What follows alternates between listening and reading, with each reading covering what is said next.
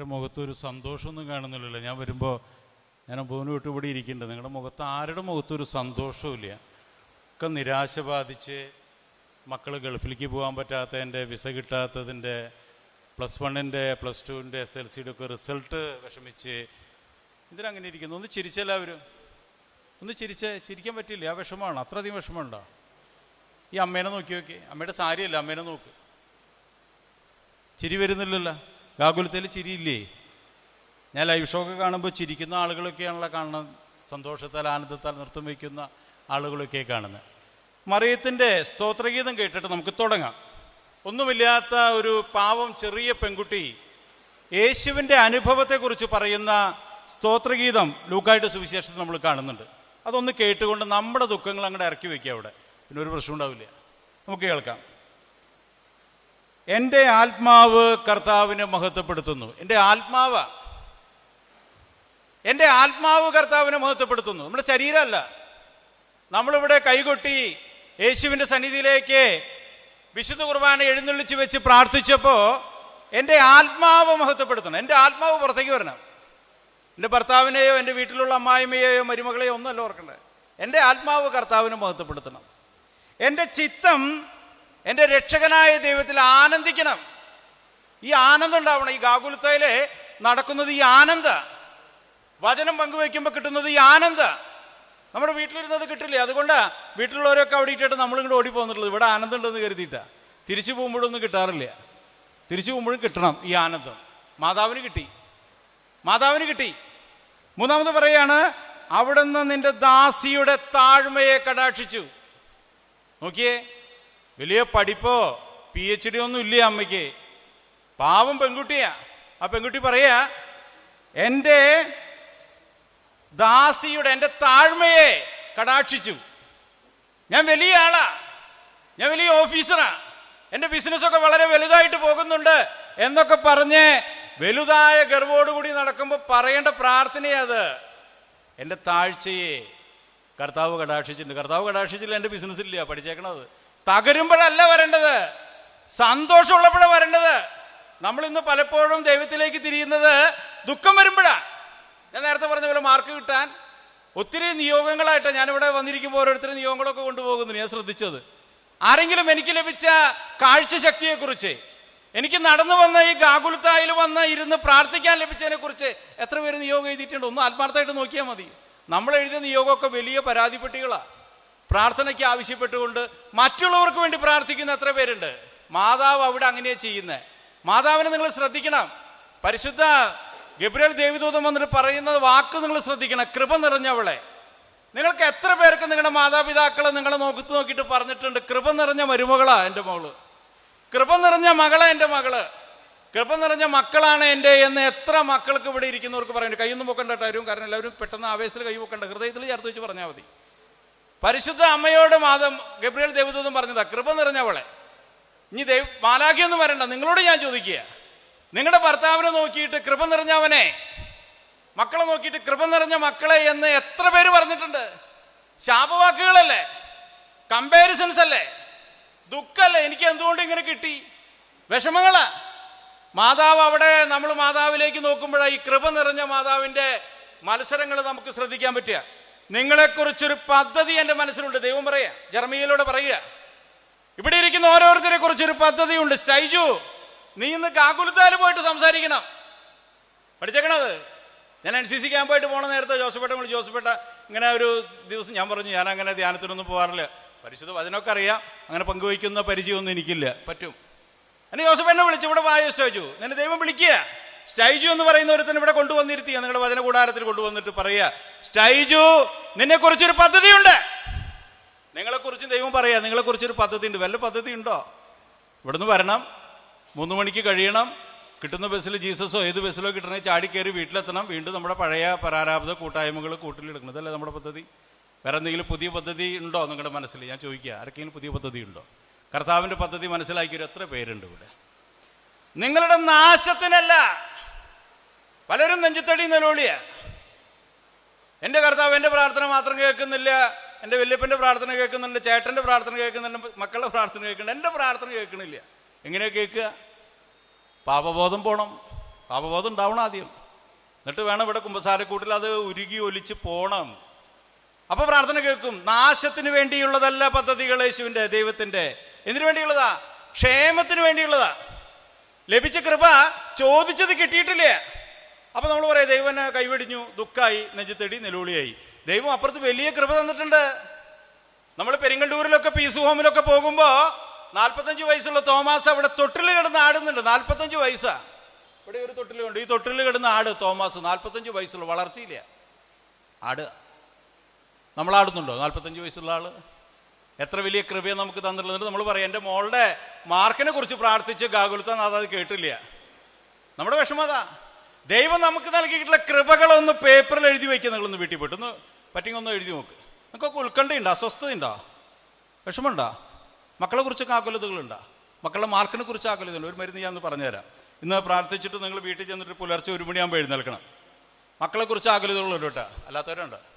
1 മണിക്ക് മക്കളുടെ പഠിപ്പിനെ കുറിച്ച് ആകുലതയുള്ളവരൊക്കെ 1 മണിയാകുമ്പോൾ എഴുന്നേറ്റിട്ട് ബാത്റൂമിലൊക്കെ കയറിയിട്ട് ടാപ്പൊക്കെ തുറന്നിടണം. ഷവറും ടാപ്പൊക്കെ തുറന്നിടണം. മുഖമൊക്കെ കഴുകണം. എന്നിട്ട് നമ്മുടെ SSLC മാർക്ക് ലിസ്റ്റ്, നമ്മുടെ +2 mark list, pre degree mark list, നമ്മൾ പഠിച്ച മാർക്ക് ലിസ്റ്റുകളൊക്കെ ഒന്ന് തുറന്നു നോക്കണം 1 മണി നേരത്ത്. അവനവൻ്റെ കേട്ടോ, നാട്ടുകാരെ അല്ല, അവനവൻ്റെ. മക്കളുടെ മാർക്ക് ലിസ്റ്റ് ഒന്ന് ചേർത്ത് വയ്ക്കണം. നല്ല ശാന്തി സമാധാനം കിട്ടും. ഒരു സമാധാനം നമ്മൾ പിടിക്കുന്നത്, നല്ല ശാന്തി സമാധാനമായിട്ട് വന്ന് കിടന്നുറങ്ങാം. ഭർത്താവും പറ്റിയെങ്കിൽ അങ്ങനെ ചെയ്ത സമാധാനം ഉണ്ടാവും. മത്ത കുത്തിയ കുമ്പളം മുളയ്ക്കോ? പിന്നെ നിങ്ങൾ എന്തിനാ ഈ ടെൻഷൻ അടിക്കണേ? മക്കളെ കുറിച്ച് കമ്പാരിസൺ നടത്തണേ? അപ്പുറത്തെ വീട്ടിലെ യോഹന്നാന്റെ ജോസഫേന്റെ മോളെ നോക്ക്. നിങ്ങൾ എന്തിനാ കമ്പാരിസൺ നടത്തണേ? നമ്മുടെ മോളല്ലേ. പഠിക്കാൻ കുറച്ച് കഴിവില്ലെങ്കിലും അവൾ സ്ഥിരമായിട്ട് പള്ളിയിൽ പോകുന്നു, പ്രാർത്ഥിക്കുന്നു. ഒരു അനുഗ്രഹം. ഇത് നമ്മുടെ കയ്യിലെ അനുഗ്രഹം അല്ല. അത് കഞ്ചാവും മാപ്പിയുമായിട്ട് കടുക്കുന്ന പിള്ളേരുടെ കൂടെ പത്രത്തിൽ ഫോട്ടോ എൻ്റെ മകൻ്റെ മകളെ വന്നിട്ടില്ല. കൃപയാണത്. അല്ലാതെ മാർക്കും റാങ്കും കിട്ടിയിട്ടുള്ളത് മാത്രമല്ല കൃപ. പഠിച്ചേക്കണം. ഇപ്പൊ കൊച്ചു കൊച്ചു കൃപകളെ എൻ്റെ കൃപകളാക്കി മാറ്റാനുള്ള കഴിവ് നമുക്ക് വേണം. ഇത് മാതാവിലേക്ക് നോക്കി നമുക്ക് കിട്ടും. അതുകൊണ്ട് പറയണത് നമ്മുടെ നാശത്തിനുള്ള പദ്ധതിയല്ല, നിങ്ങൾക്ക് പ്രത്യാശ നൽകുന്ന പദ്ധതിയാ. ഇന്നല്ലെങ്കിൽ നാളെ പ്രതീക്ഷ നൽകുന്നു. ഇപ്പൊ ദുഃഖവെള്ളിയൊക്കെ കടന്നുപോയില്ലേ? നോമ്പുകാലത്തിന്റെ പ്രത്യേകത എന്താ? 3 ധർമ്മം നോമ്പുകാലത്ത് ചെയ്യാനുള്ളത്. എന്താ? മനസ്സിൽ പറഞ്ഞാൽ മതി, എനിക്ക് ഇവിടുന്ന് കേൾക്കാം. ഗാകുലത്താനാഥൻ കേട്ടാൽ മതി. എന്താ 3 പദ്ധതി? പ്രാർത്ഥിക്കില്ല. നമ്പർ 1 ഏതാ? പ്രാർത്ഥനയാ. നമ്മൾ എന്തുമാത്രം 50 നോമ്പിൽ പ്രാർത്ഥിച്ചിട്ടുണ്ട്. 2 ഉപവസിക്കില്ല. വിഭൂതി തിങ്കള് ദൈവമേ പറ്റുമോ? ഒരു നേരമായി കഴിക്കാണ്ടിരിക്കണേ അല്ലേ? ഇതൊരു അസ്വസ്ഥതയാണ്. മക്കളൊക്കെ നെഞ്ചത്തടി നിലവിളിയ. തലേദിവസം തന്നെ തീറ്റ മത്സരമാണ്. കാരണം നാളെ ഒരു നേരം കഴിക്കണ്ടല്ലോ.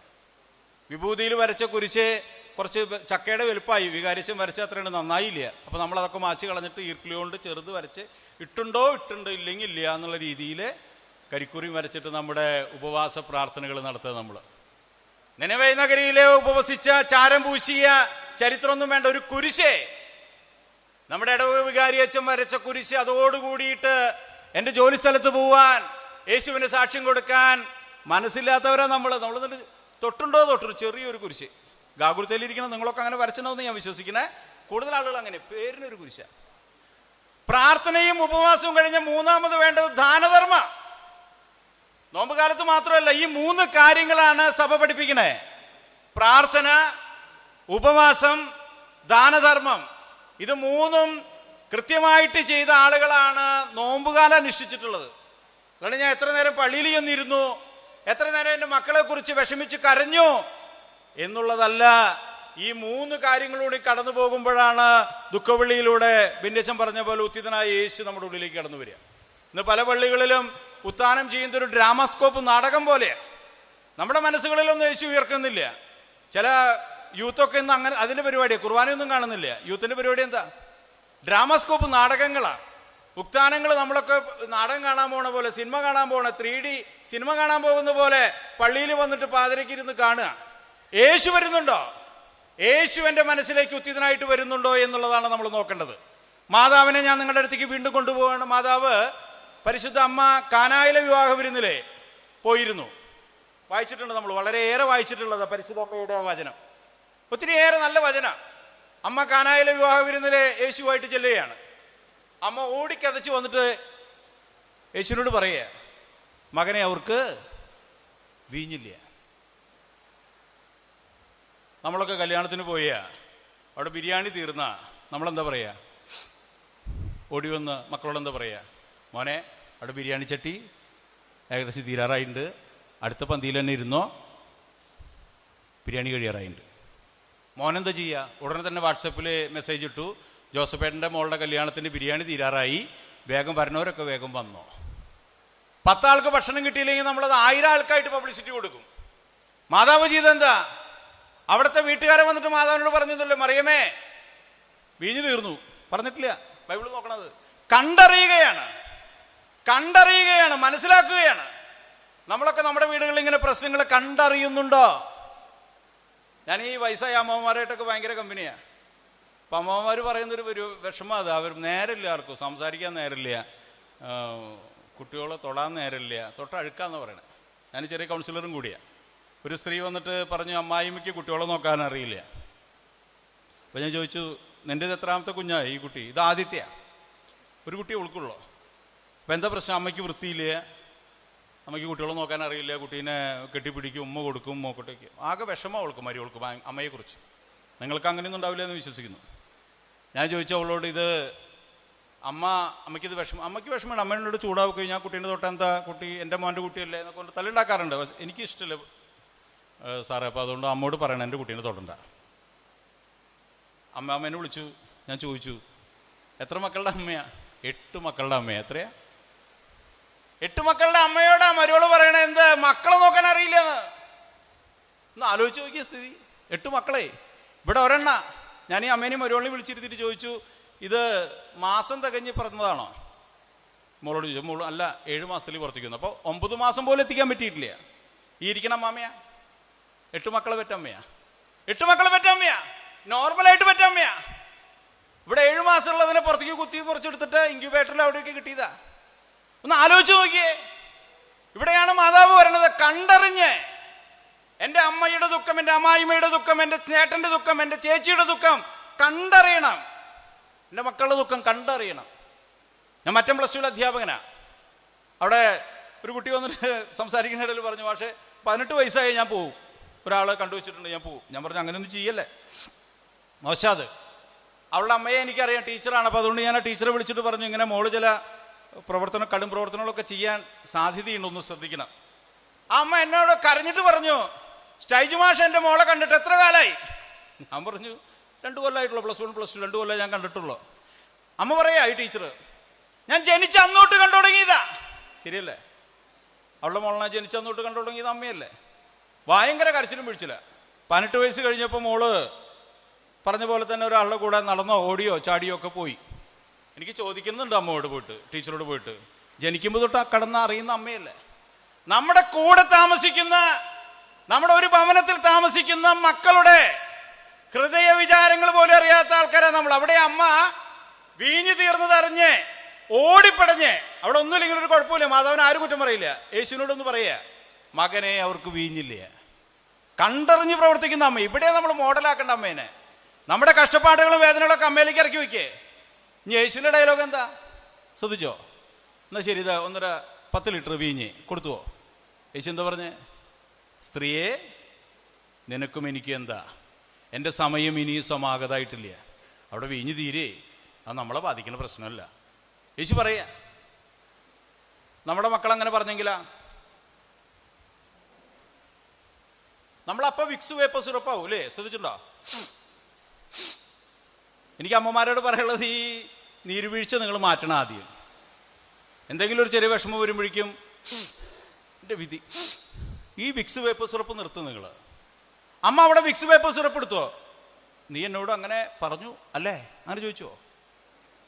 അമ്മ ഒന്നും മിണ്ടിയില്ല. അമ്മേനെ പഠിക്കണം നിങ്ങള്. അമ്മ തിരിഞ്ഞു നിന്ന് പരിചാരകരോട് പറഞ്ഞു, എന്താ പറഞ്ഞേ? അവൻ പറയുന്നത് പോലെ ചെയ്യുക. ഇപ്പൊ ചില അമ്മമാരോട് ഇരുന്ന് എന്നെ നോക്കിയിട്ട് പറയാം, അങ്ങനെയൊക്കെ ആഗ്രഹമുണ്ട് പക്ഷേ മക്കൾ അങ്ങനെ ചെയ്യില്ല എന്ന് എനിക്കറിയാം, അതുകൊണ്ടാണ് ധൈര്യമില്ലാത്ത പറയാൻ. അവരെന്നൊരു മൊബൈൽ മേടിച്ചു വയ്ക്കാൻ പോലും പറ്റുന്നില്ല. ആ മൊബൈലൊന്ന് കാണിൽ നിർത്തുമെന്ന് പറയാൻ പറ്റുന്നില്ല. നിങ്ങൾക്ക് പറ്റുണ്ടോ? ആദ്യം നിങ്ങൾ നിർത്തുണ്ടോ? നിങ്ങൾ കാണിച്ചു കൊടുക്കുക. ആദ്യം പള്ളിയിലേക്ക് പോടാന്ന് പറയാതെ നമ്മൾ കുളിച്ച് വൃത്തിയായി ഒരുങ്ങി വാടാന്ന് പറഞ്ഞു കഴിഞ്ഞാൽ മക്കൾ വരും. ഇന്നത്തെ മക്കൾ, കൊറോണയ്ക്ക് ശേഷമുള്ള മക്കൾ മോഡല നോക്കണേ. അവർ ചോദിക്കും, അപ്പം വരുന്നില്ലല്ലോ, ചേട്ടൻ വരുന്നില്ലല്ലോ, പിന്നെന്താ ഞാൻ ചോദിക്കും. നമുക്ക് വിഷമിച്ചിട്ട് കാര്യമില്ല, നമ്മൾ മോഡലായിട്ട് മാറണം. അമ്മ തിരിഞ്ഞു നിന്ന് വിക്സ് പേപ്പർ സിറപ്പൊന്നും ആയില്ലേ പരിശുദ്ധ അമ്മ. പരിചാരകരോട് പറഞ്ഞു, അവൻ പറയുന്നത് പോലെ ചെയ്യുക. ഒന്ന് ആലോചിക്കുക, എന്ത് ധൈര്യം അമ്മയ്ക്ക്. നമുക്ക് അങ്ങനെ ധൈര്യമില്ല. അതുകൊണ്ട് മാഷെ നിങ്ങൾ മിണ്ടാത്ത. അതുകൊണ്ട് നിങ്ങൾ ഇവിടെ വന്ന് കൂത്തിരുന്ന് സ്തുതിച്ച് മെല്ലെ 3 മണിയാകുമ്പോൾ വീണ്ടും പോവും, അടുത്ത വെള്ളിയാഴ്ച വീണ്ടും വരും, സ്തുതിച്ച് വീണ്ടും പോവും, മാഷ് പറയണതൊക്കെ കേൾക്കുന്നുണ്ട്, ഇത്രയൊക്കെ എന്നെ പറ്റുള്ളൂ. പരിചാരകരെന്ത് ചെയ്തേ? കൽഭരണികളിലെ വാക്കുകൾ ശ്രദ്ധിച്ചോ? എന്താ, ബൈബിളും വായിക്കാറില്ലേ? ഗാഗുരുത്തോലൊക്കെ വന്ന് പറയുമ്പോൾ ഒരു ഗുണം എന്താ വെച്ചാൽ ബൈബിൾ അരച്ച് കലക്കി കുടിച്ചിട്ടുള്ളവരെ. അതുകൊണ്ട് ഞാൻ ബൈബിൾ കൈപ്പിടിച്ചില്ല. എന്തെങ്കിലും പറഞ്ഞാൽ പല നോക്കി വായിക്കാനാ. എന്താ പറഞ്ഞേ? ഭരണിയിൽ വക്കോളം നിറച്ചു. ശ്രദ്ധിച്ചേക്കണം, വക്കോളം നിറച്ചു. ഒരെണ്ണത്തിലെ കാലേ പകുതി ഒന്നല്ല, വക്കോളം നിറച്ചു. എന്നിട്ട് കലവല പ്രമാണിയുടെ അടുത്ത് കൊണ്ട് ചെല്ലാൻ പറഞ്ഞു. മടിച്ചേക്കണത് ആദ്യത്തെ അത്ഭുതം ഇങ്ങനെ ഇതുവരെ ചെയ്തിട്ടില്ല യേശു. വീഞ്ഞായി രൂപാന്തരപ്പെട്ട വെള്ളം രുചിച്ചു നോക്കി കലവറ പ്രമാണി എന്താ പറഞ്ഞേ? ആ ഗൃഹനാഥനോട് പറയാ, ആരാ എന്താ സംഭവിച്ചെന്ന് ആൾക്കറിയില്ല. ഇതുപോലെ നമ്മുടെ ജീവിതത്തിൽ അനുഗ്രഹങ്ങളുടെ പൂമഴ പെയ്യുക. അത് പെയ്യുമ്പോ, അത് കിട്ടുമ്പോ മറ്റുള്ളവരെ വിലയിരുത്തണ്ടേ? നമ്മൾക്ക് കിട്ടിയിട്ടുള്ള കൃപകളെ കുറിച്ച് മറ്റുള്ളവരെ വിലയിരുത്തണ്ടേ? തോമാസേട്ടനെ കണ്ടപ്പോ എന്തൊരു സന്തോഷ. ഞാൻ എൻ്റെ നാട്ടിൽ തോമാസേട്ടൻ നടന്നു മെല്ലെ വരുന്നത് കണ്ടു. തോമാസേട്ടൻ ഇവിടെ ഇരുന്ന് കുറച്ചു നേരം പ്രാർത്ഥിച്ച് സന്തോഷമായിട്ട് കുനുമിച്ചിയിലേക്ക് തിരിച്ചു പോവുക. കുനുമിച്ചിക്കാർ വേറെ ഉണ്ടാവും, ഞാൻ തോമാസേട്ടനെ കണ്ടുള്ളൂ. എന്തിനാ ഇവിടെ വരുന്നേ? ഞാനിവിടെ വന്ന് എൻ്റെ യേശുവിനെ അറിഞ്ഞ്, മറിയത്തെ അറിഞ്ഞ്, എൻ്റെ ജീവിതത്തിന്റെ പ്രഭ മറ്റുള്ളവർക്ക് പകർന്നു കൊടുക്കുമ്പോഴാണ് യേശു നമ്മുടെ ഇടയിലുണ്ടെന്ന് മനസ്സിലാവുക. അതുകൊണ്ട് ഗാന്ധിജി പറഞ്ഞു, എനിക്ക് യേശുവിന് ഇഷ്ടമാണ്, ആരിഷ്ടമില്ല? ക്രിസ്ത്യാനി ഇഷ്ടമില്ല. എന്താ കാരണം? നമ്മുടെ പ്രവൃത്തി കൈക്കോട്ടിൻ്റെ പോലെയാ. എനിക്കെന്താ മെച്ചം? ഗാകുലത്തേൽ വന്ന് പ്രാർത്ഥിച്ച പ്രേക്ഷിതയെ എനിക്കെന്താ മെച്ചം?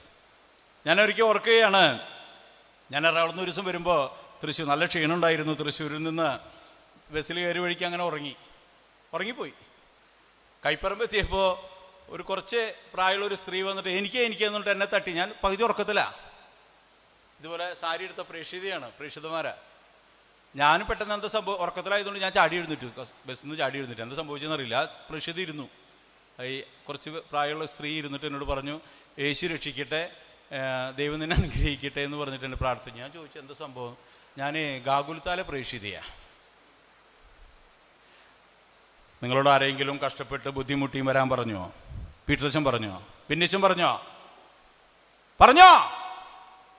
ഇവിടെ വരുന്ന ഗാഗുൽത്തായിൽ വരുന്ന ആൾക്കാർക്കൊക്കെ ബസ്സിൽ സീറ്റ് കൊടുത്തോളോ. നമ്മുടെ സഹനങ്ങളെ യേശുവിൽ സമർപ്പിക്കേ. നാട്ടുകാരെ കാണിക്കാനല്ല സഹിക്കണ്ടേ. ചിലർക്ക് വിഷമമുണ്ട്, ഈ ചങ്ങാതിനെ ഇപ്പൊ തല്ലിക്കൊല്ലണമല്ലോ, ശരിയല്ലല്ലോ ഇയാള്, അല്ലേ? നമ്മുടെ പ്രവർത്തനം കണ്ട് മറ്റുള്ളവർ ആകർഷിക്കപ്പെട്ടിട്ട്, അങ്ങനെ ആകർഷിക്കപ്പെടുമ്പോൾ നിങ്ങൾ വീട്ടിൽ നിന്ന് പോരുമ്പോൾ നിങ്ങളുടെ കെട്ടിയോൻ ആനന്ദിക്കും. നിങ്ങൾ തിരിച്ചെത്തുമ്പോൾ നിങ്ങളോട് ചോദിക്കുക, എന്താ അവിടുന്ന് കിട്ടിയത്? ആ ഒരു പ്രഭ നിങ്ങളുടെ മുഖത്തുണ്ടാവണം. ഇതില്ലെങ്കിൽ കഴിഞ്ഞു. അവിടെയാണ് പാപിനിയായിട്ടുള്ള സ്ത്രീ യേശുവിൻ്റെ അടുത്ത് വന്നില്ലേ, കല്ലെറിഞ്ഞിട്ട് ഓടിച്ചു വന്നില്ലേ, വന്ന് വീണില്ലേ യേശുവിനെ പരീക്ഷിക്കാനാ. യേശു എന്താ പറഞ്ഞവരോട്? നിങ്ങളിൽ പാപം ചെയ്യാത്തവൻ കല്ലെറിയട്ടെ.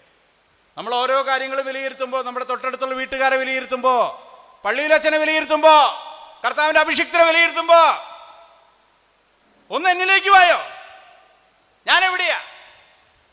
അത് യേശു പറഞ്ഞ, നിങ്ങളിൽ പാപം ചെയ്യാത്തവൻ കല്ലെറിയട്ടെ എന്നല്ല പറഞ്ഞു. ശ്രദ്ധിച്ചേക്കണം, ഓരോ വാക്കും ബൈബിളിൽ നിങ്ങൾ എടുത്ത് വായിക്കണം. നിങ്ങൾ ഈ പാപം ചെയ്യാത്തവൻ ആദ്യം അവളെ കല്ലെറിയട്ടെ. ആദ്യം അറിയണം പാപം ചെയ്യാത്തവനാ. കല്ലെറിഞ്ഞു ആരെങ്കിലും? എല്ലാവരും കല്ല് താഴെയിട്ട് പോയി എന്ന് പറഞ്ഞു. യേശു അവിടെ എഴുതി പഠിച്ചു എന്നാ പറയണേ ബൈബിളിൽ. ശ്രദ്ധിക്കുന്നില്ലേ? യേശുവിനറിയാം ആരും കല്ലെറിയില്ല എന്നുള്ളത്. സ്ത്രീ മാത്രമായി. യേശു ചോദിക്കുന്നുണ്ട്, നിന്നാരും കല്ലെറിഞ്ഞില്ലേ? യേശുവിനറിയാൻ കല്ലെറിയില്ല എന്നിട്ട് ചോദിക്കണേ, യേശു നിന്നെ ആരും കല്ലെറിഞ്ഞില്ലേ? ഞാനും നിന്നെ വിധിക്കുന്നില്ല. അടുത്ത വാക്കാ യേശുവിന്റെ. ഞാനും എനിക്ക് നിന്നെ കല്ലെറിയാനുള്ള അധികാരമുണ്ട്, കഴിവുണ്ട്. ഞാൻ പാപം ചെയ്യുന്നതല്ല. യേശു പറയണേ, ഞാൻ വിധിക്കുന്നില്ല. അടുത്ത ഡയലോഗ് ശ്രദ്ധിക്കണട്ടോ, മേലിൽ പാപം ചെയ്യരുത്. മേലിൽ പാപം ചെയ്യരുത്. നിങ്ങൾ ഈ ഗാഗുൽത്തയിൽ വന്ന് ധ്യാനം കേട്ടിട്ട് വീണ്ടും വീണ്ടും പാപത്തിലേക്ക് പോകുമ്പോൾ യേശു വിഷമിക്കുക. യേശു പറയണം, നിന്നെ കല്ലെറിയാതെ പറഞ്ഞ കാര്യങ്ങളൊക്കെ എന്ത് ചെയ്യണം? ഇനി നീ മേലിൽ പാപം ചെയ്യരുത്. ആ പാപം ചെയ്യാത്ത മറിയം ഏതുവരെ എത്തി? പിന്നെ മഗ്ദലന മറിയം എവിടെ വരെ എത്തി? ഗാകുൽത്ത വരെത്തി. ശ്രദ്ധിച്ചേക്കണത്, പഠിച്ചേക്കണത്. നമ്മളെവിടെ വരെത്തി? നമ്മൾ വീട്ടിൽ നിന്ന് ഗാകുൽത്ത വരെത്തി, തിരിച്ച് വീട്ടിലേക്കും പോയി അല്ലേ? അതിൻ്റെ അപ്പുറത്തേക്ക് എന്താ ഉള്ളത്? നമ്മുടെ ത്യാഗങ്ങളൊക്കെ മറ്റുള്ളവരെ കാണിക്കാതെ, പാപം ചെയ്യാതെ, പാപം ചെയ്തിട്ടുണ്ടെങ്കിൽ കുമ്പസാരക്കൂട്ടിൽ അത് ഇറക്കി വെച്ച് സന്തോഷത്തോടു കൂടി വീട്ടിലേക്ക് തിരിച്ചു ചെല്ലുമ്പോ നിങ്ങളുടെ ഭാര്യ, നിങ്ങളുടെ ഭർത്താവ്, നിങ്ങളുടെ അമ്മാനപ്പൻ, നിങ്ങളുടെ വീട്ടിലുള്ള അമ്മായിമ്മ സന്തോഷത്തോടുകൂടി നിങ്ങൾ സ്വീകരിക്കുമ്പോഴാണ് ഈ ധ്യാനം പൂർത്തമാകുന്നത്. അവിടെയാണ് മേലിൽ പാപം ചെയ്യരുത്. ഞാൻ പാപിയാ, വലിയ പാപം ചെയ്തിട്ടുള്ള ആളാണ്, പക്ഷെ ഞാൻ ഇനി മുതൽ അതിൽ മുഴുകില്ല എന്ന് ലെവലിലേക്ക് നമ്മൾ ഉയരണം. അവിടെയാണ് അന്ധനായിട്ടുള്ളവന്റെ പ്രാർത്ഥന നമ്മൾ കേൾക്കുന്നത്. അന്ധന, യേശുവിനെ അറിയില്ല. കണ്ടിട്ടുണ്ടോ? ഇപ്പൊ കണ്ണു കാണാത്ത ഒരാൾ ഇവിടെ വന്നിട്ട് കുമ്പസാരിക്കാനായിട്ടുള്ള പാപത്തെ കുറിച്ച് വരുമ്പോൾ ചിലപ്പോൾ ഓർമ്മ വരും, പാപബോധത്തെ കുറിച്ചൊക്കെ ഓർമ്മ വരുന്നുണ്ടെങ്കിൽ കുമ്പസാരത്തിന് സൗകര്യം ഉണ്ടെന്ന് അറിയിച്ചിട്ടുണ്ട്. സാധിക്കാവുന്നവരൊക്കെ അവിടെയും പോവുക. പ്രസംഗം ഇനിയും കേൾക്കാം കേട്ടോ. കുമ്പസാരമാണ് ഏറ്റവും പ്രധാനപ്പെട്ടത്. മേലിൽ പാപം ചെയ്യരുത്. കുമ്പസാരിക്കാനുള്ള സൗകര്യമുണ്ട്, താല്പര്യമുള്ളവർ പോവുക. കണ്ണു കാണാത്തൊരു മനുഷ്യൻ, നമുക്ക് കണ്ണുള്ളത് കൊണ്ടല്ലേ ഗാകുൽത്തായിൽ ഇങ്ങനെ ഒരു ഓഡിറ്റോറിയം ഉണ്ട്. യേശു കൽത്തൂണിൽ കിടന്നുകൊണ്ട് നമ്മൾ നോക്കുന്ന ചിത്രം കാണുന്നുണ്ട്, അമ്മയുടെ ചിത്രം കാണുന്നുണ്ട്, പല വിശുദ്ധരുടെ ചിത്രം കാണുന്നുണ്ട്, കുരിശിന്റെ വഴിയുടെ ചിത്രങ്ങൾ കാണുന്നുണ്ട്. കണ്ണുള്ളത് കൊണ്ടല്ലേ. കണ്ണു കാണാത്തവനാ. അവൻ കരഞ്ഞത് എന്ത് പറഞ്ഞിട്ടാ? അവൻ കേട്ടതാ, ഇങ്ങനെ ഒരു മനുഷ്യനുണ്ട്, ഈ മനുഷ്യന് അത്ഭുതങ്ങൾ ചെയ്യാനുള്ള കഴിവുണ്ട്. കേട്ടറിവ് മാത്രമല്ല, കണ്ടിട്ടില്ല. നമ്മൾ കേട്ടിട്ടുണ്ട്, കണ്ടിട്ടുമുണ്ട്. എന്നിട്ട് നമ്മുടെ സ്ഥിതി എന്താ? അവൻ എങ്ങനെ പ്രാർത്ഥിക്കണേ? ആർക്ക് പറയാം? എന്നിൽ ദാവീദിന്റെ പുത്ര എന്നിൽ കനിയണമേ. യേശു പ്രാർത്ഥന കേൾക്കുക. നമ്മുടെ പ്രാർത്ഥനകൾ ന്യായമാണെങ്കിൽ കേൾക്കും കർത്താവ്. ന്യായമല്ലെങ്കിൽ ആ പ്രാർത്ഥന കേട്ടില്ലെങ്കിലും നിനക്ക് ശുഭകരമായ മറ്റൊരു പദ്ധതി ദൈവം തരും. ഉറപ്പിച്ചേക്കണത്. അല്ല, ചോദിച്ചു തന്നില്ലെങ്കിൽ കർത്താവായിട്ട് പങ്കുവെട്ടരുത്. ഈ ചെറുകുട്ടിയുള്ള പോലെ പങ്കില്ല. ചോദിച്ചു തന്നില്ല കർത്താവ് വേറെ തരുന്നുണ്ട്. നമ്മൾ ആ ലെവലിലേക്ക് ഉയർന്നാൽ മതി. ദൈവം നൽകുന്ന കൃപകളെ കാണാനുള്ള വലിയ മനസ്സ് നമുക്കുണ്ടായാൽ മതി. അവിടേക്കാണ് നമ്മൾ ഉയരേണ്ടത്. ദാവീദിന്റെ പുത്ര എന്നിൽ കനിയണമേ ഓളിയിട്ട് പറയാ. കൂടുതലുള്ളവർ പറഞ്ഞു നിശബ്ദനാവൂടാ. ഇവിടെ പലരും സ്തുതിക്കുമ്പോൾ ചിലരൊക്കെ നന്നായിട്ട് ദൈവത്തെ സ്തുതിക്കും. അവരും ദൈവവുമായിട്ടൊരു പ്രത്യേക ഐക്യത്തിലാണ് അവര് കൈകൊട്ടി സന്തോഷം കൊണ്ട് തുള്ളിച്ചാടി പ്രാർത്ഥിക്കുന്നത്. പഠിച്ചേക്കണത്. അതിനോട്ട് വിഷമിച്ചിട്ട് കാര്യമില്ല. അവനും ദൈവവുമായിട്ടുള്ള ഒരു സംഭാഷണം അവിടെ. ദൈവത്തെ സ്തുതിക്കാനായിട്ട് പറയുമ്പോൾ ഒരു പ്രത്യേക അനുഭൂതിയില്ലേ സ്വരമുയർത്തി നമ്മളിങ്ങനെ നിന്നിട്ട് നിശബ്ദമായിട്ട് എൻ്റെ യേശുവിനെ നിശബ്ദതയിൽ ഞാൻ കാണുന്നു എന്ന് പറഞ്ഞ് നിശബ്ദമായിട്ടിരിക്കുമ്പോൾ അപ്പുറത്തെ ആൾ ചെയ്യുന്നത് തെറ്റല്ല. കാരണം അദ്ദേഹത്തിൻ്റെ പ്രാർത്ഥന എന്ന് പറയുന്നത് അദ്ദേഹത്തിന് ഇഷ്ടപ്പെട്ട രീതിയിലാണ്. അതുകൊണ്ട് ഉറക്കെ പ്രാർത്ഥിക്കുന്ന ആളുകളുണ്ട്, വളരെ തുള്ളിച്ചാടിക്കൊണ്ട് പ്രാർത്ഥിക്കുന്ന ആളുകളുണ്ട്, കൈകൊട്ടി പ്രാർത്ഥിക്കുന്നവരുണ്ട്, പലതരത്തിലുണ്ട്, വ്യത്യസ്തമാണ്. ഇതേപോലെ അന്തം പറഞ്ഞു ദാവീദിന്റെ പുത്രനിൽ കനിയണമേ. കൂടെയുള്ളവർ പറഞ്ഞു മിണ്ടാണ്ടിരിക്കട, വെറുതെ ആവശ്യമില്ലാത്ത കാര്യങ്ങൾ പറയണം, മിണ്ടാണ്ടിരിക്കട. തടഞ്ഞു. അവൻ നിർത്തിയോ? നമ്മളോ? 12-ാം സ്ഥലം പാറകൾ പിളർന്നു. കൈ വിരിച്ചു പിടിക്കുക ആരെങ്കിലും പറഞ്ഞിട്ടാ? നമ്മളാണ്ട് വിരിച്ചു പിടിക്കുക. എന്നിട്ട് വായിക്കുന്ന ആള് കുറച്ച് സ്ലോല് വായിക്കും. പാറകൾ പിളർന്നു, പ്രേതാലയങ്ങൾ തുറക്കപ്പെട്ടു. അപ്പൊ നമ്മൾ ഒന്ന് വായിച്ച് തീർക്കടോ, കൈ അടഞ്ഞിട്ട് വയ്യ. നമ്മളോട് ആരെങ്കിലും പറഞ്ഞു കൈ ഇങ്ങനെ നിർത്തി പിടിച്ചിട്ട് ഇരിക്കുക?